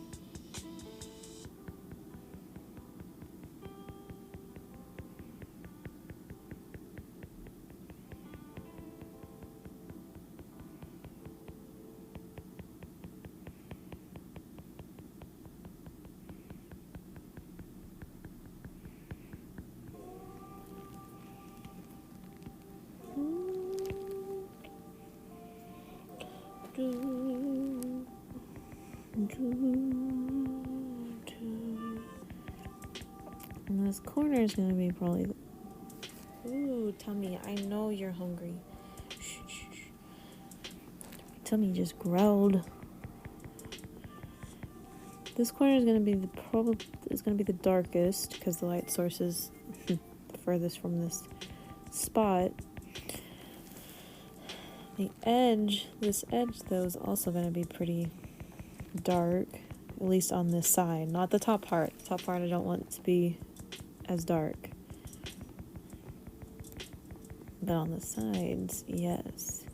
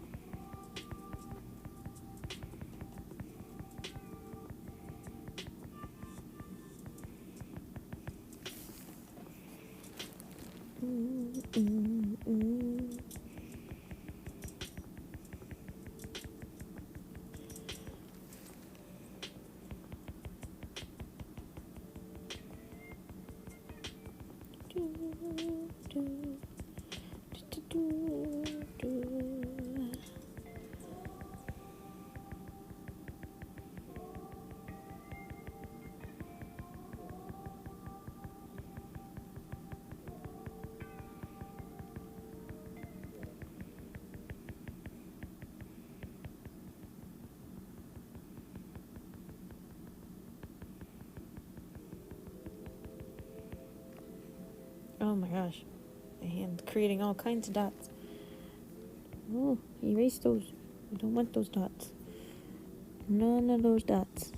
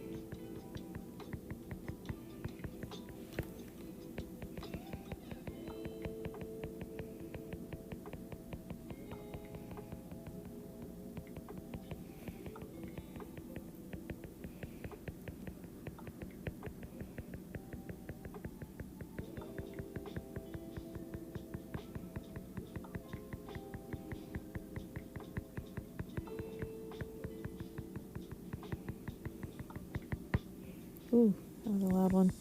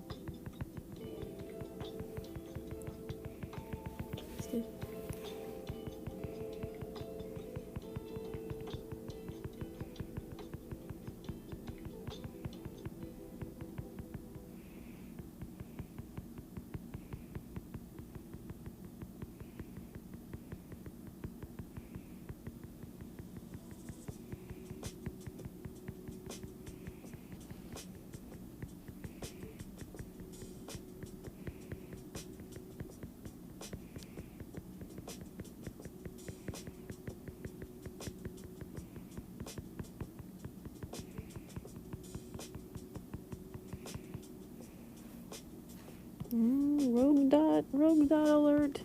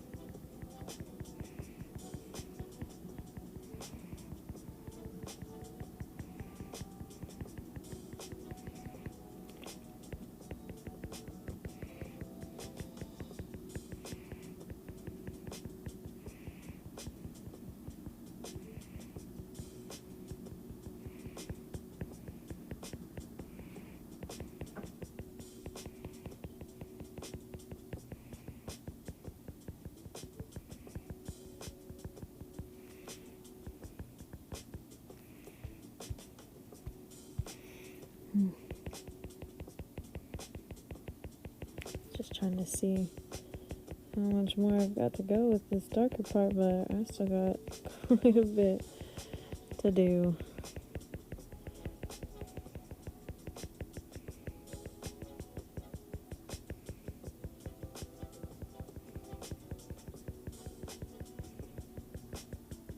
Trying to get like an even gradient on stippling is very difficult to achieve sometimes and make it look good, you know?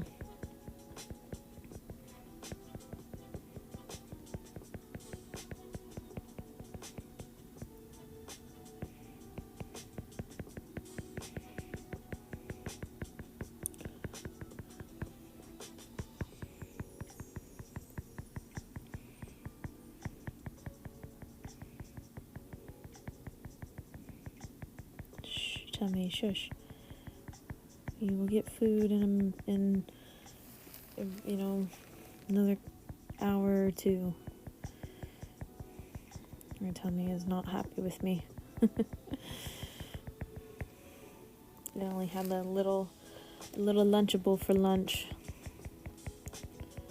Ham and cheese crackers one. Didn't even have dessert with it. It was just a little one. I got it from the gas station this morning when we got breakfast at the gas station.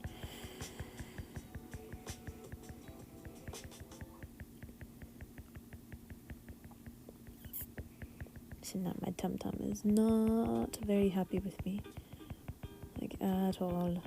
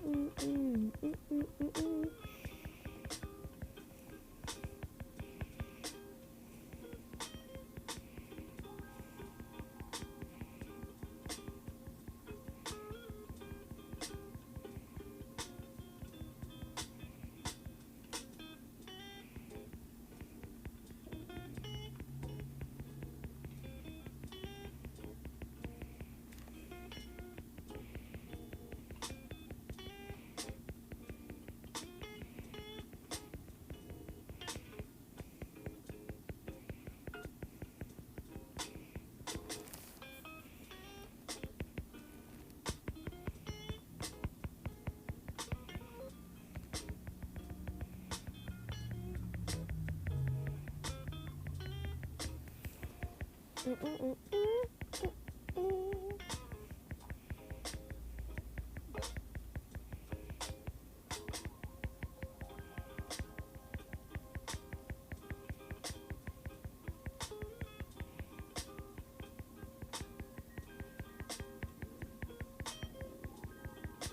my goodness, tummy.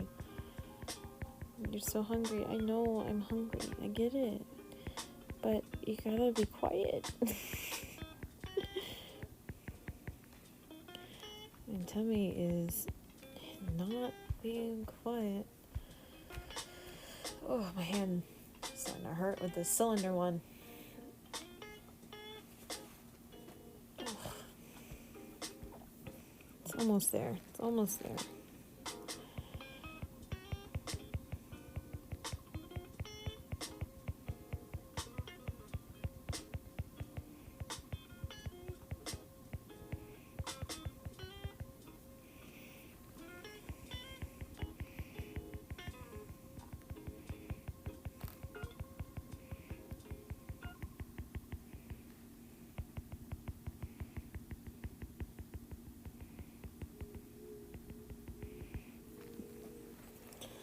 About where I will happily approve of the dark.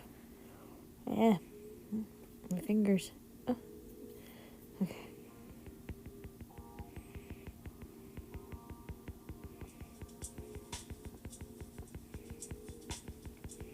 I swear I'm gonna get like carpal tunnel or arthritis one of these days.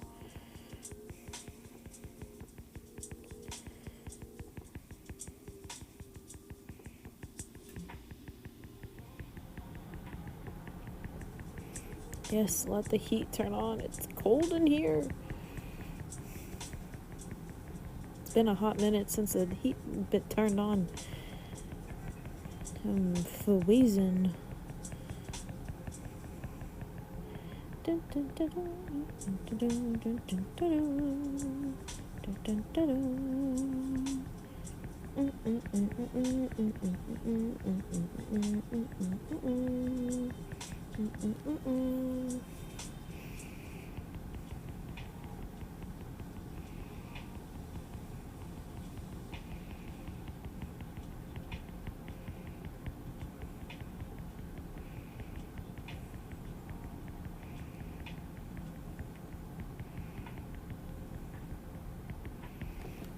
Alright, now let me blend this out.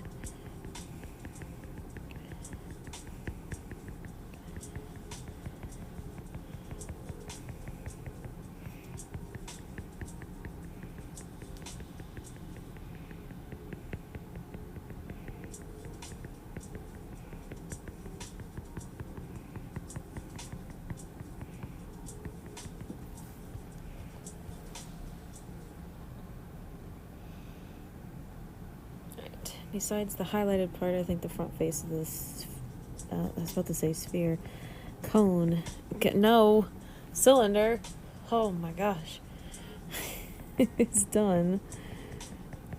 Get this top part kind of more shaded in.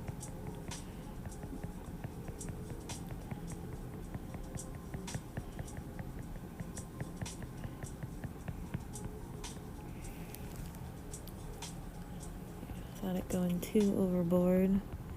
Make this a little darker here. There we go.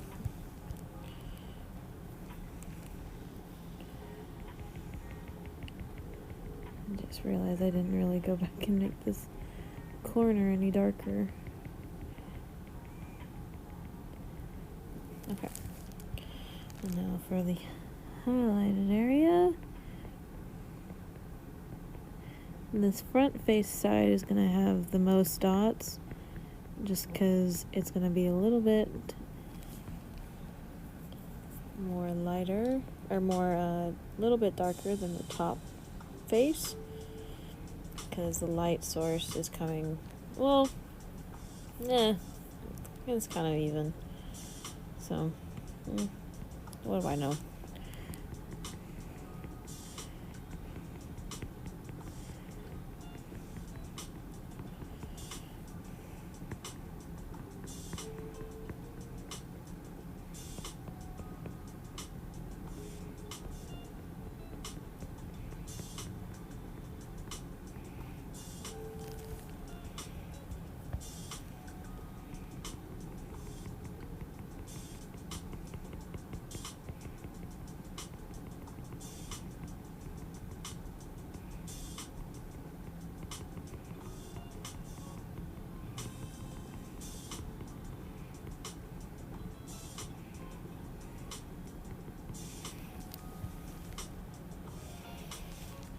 Looks pretty good to me. Looks pretty good to me. Okay.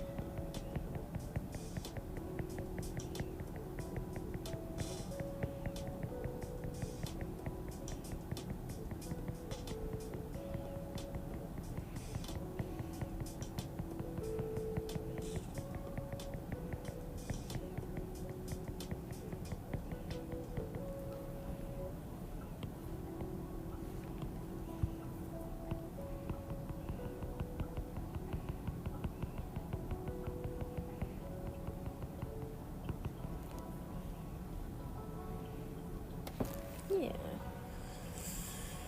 Okay, let's see. We got about 12 minutes left, so let's see if we can get this cross-hatching one done quickly. The whole top part is going to be pretty much light. It's going to be this is all pretty much going to be, I am on this layer. Oh, I need to turn this back down to 3. There we go.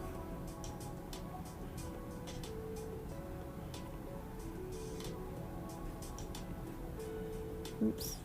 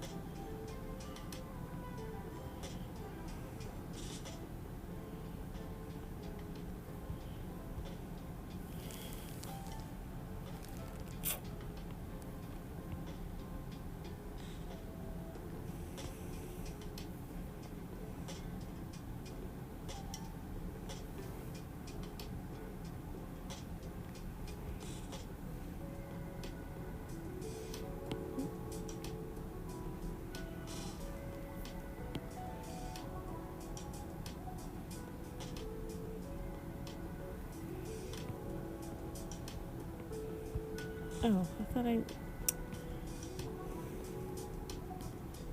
thought I drew a line down.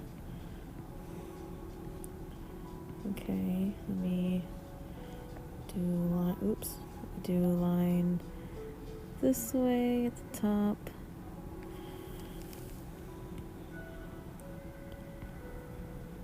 Okay, for at least that bit of it. Let's just create some lines like that for now. Okay.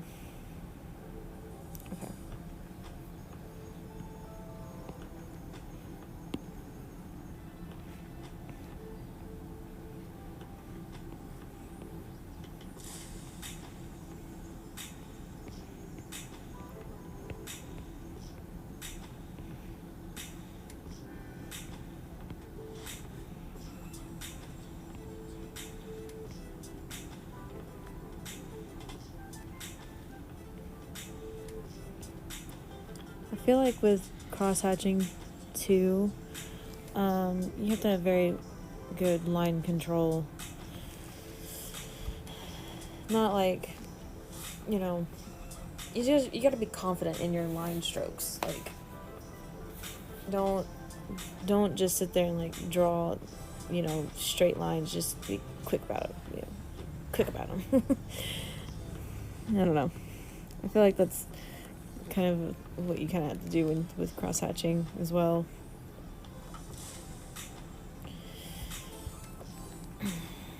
Oops, no, that's the eraser.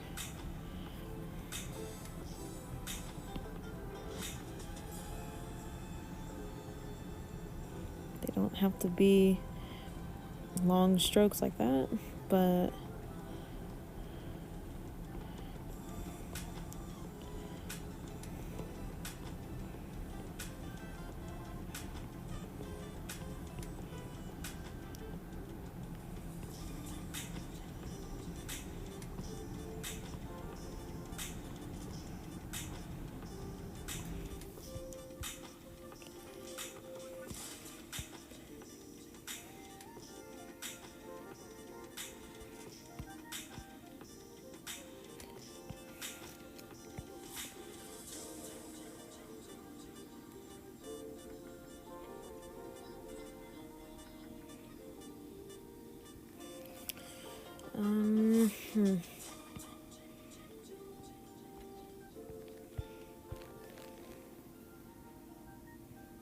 oops.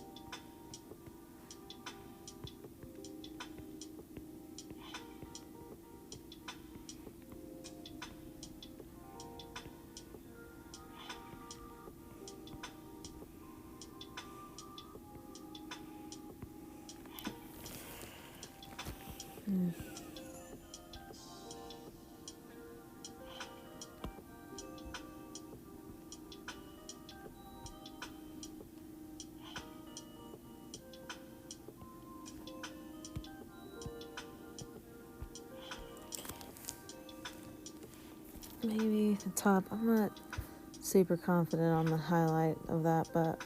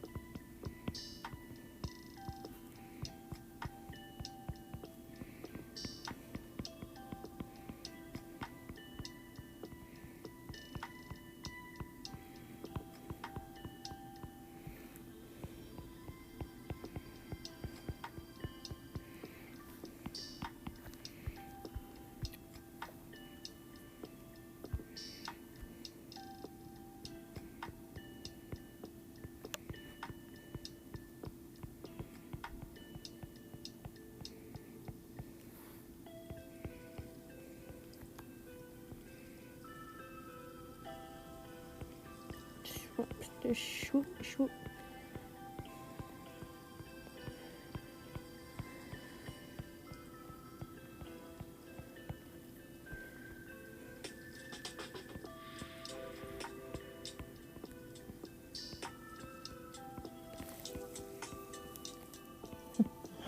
Not so sure about that shadow. Ooh.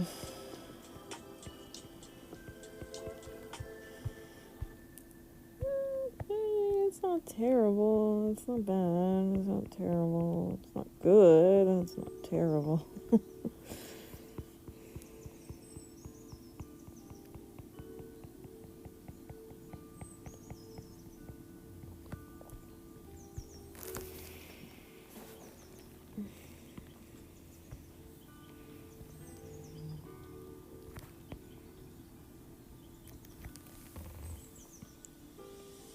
Okay, we did. I am curious.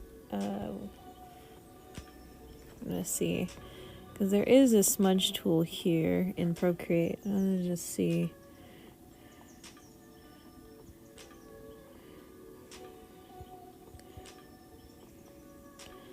Smudge tool would be like your blenders, your real life blender tool. Basically your rolled up, paper. That's what this would be. So I'm curious to see.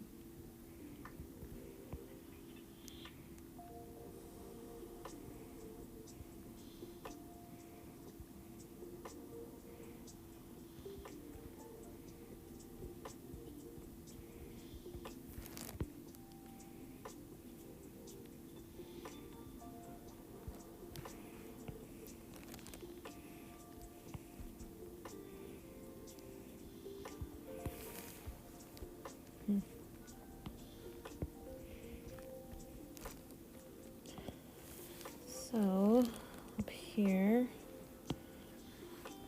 make this a little bit bigger. We did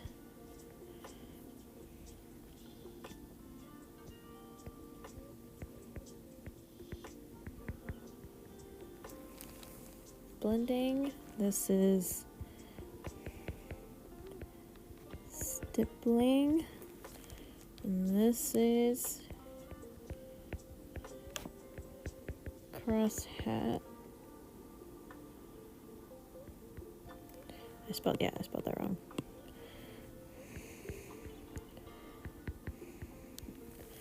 Cross hatching.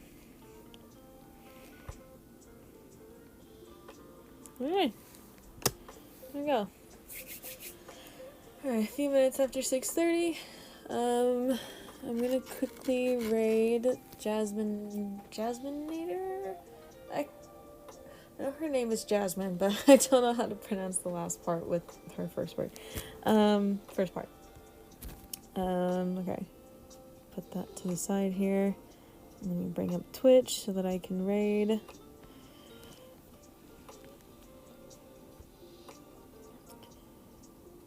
Yep, right here. /raid. Basically gonna raid and leave. Jasmine. I think I got that right. Jasmine. I think that's correct. Let me turn the music down a little bit, but yeah, so thank you all so much for joining me, and I hope you guys had fun, and I had fun doing Technique Tuesday. This was a fun Technique Tuesday, and it was interesting to get back into stippling and cross-hatching. Well, and we're actually kind of relearning cross-hatching. Stippling wasn't too bad.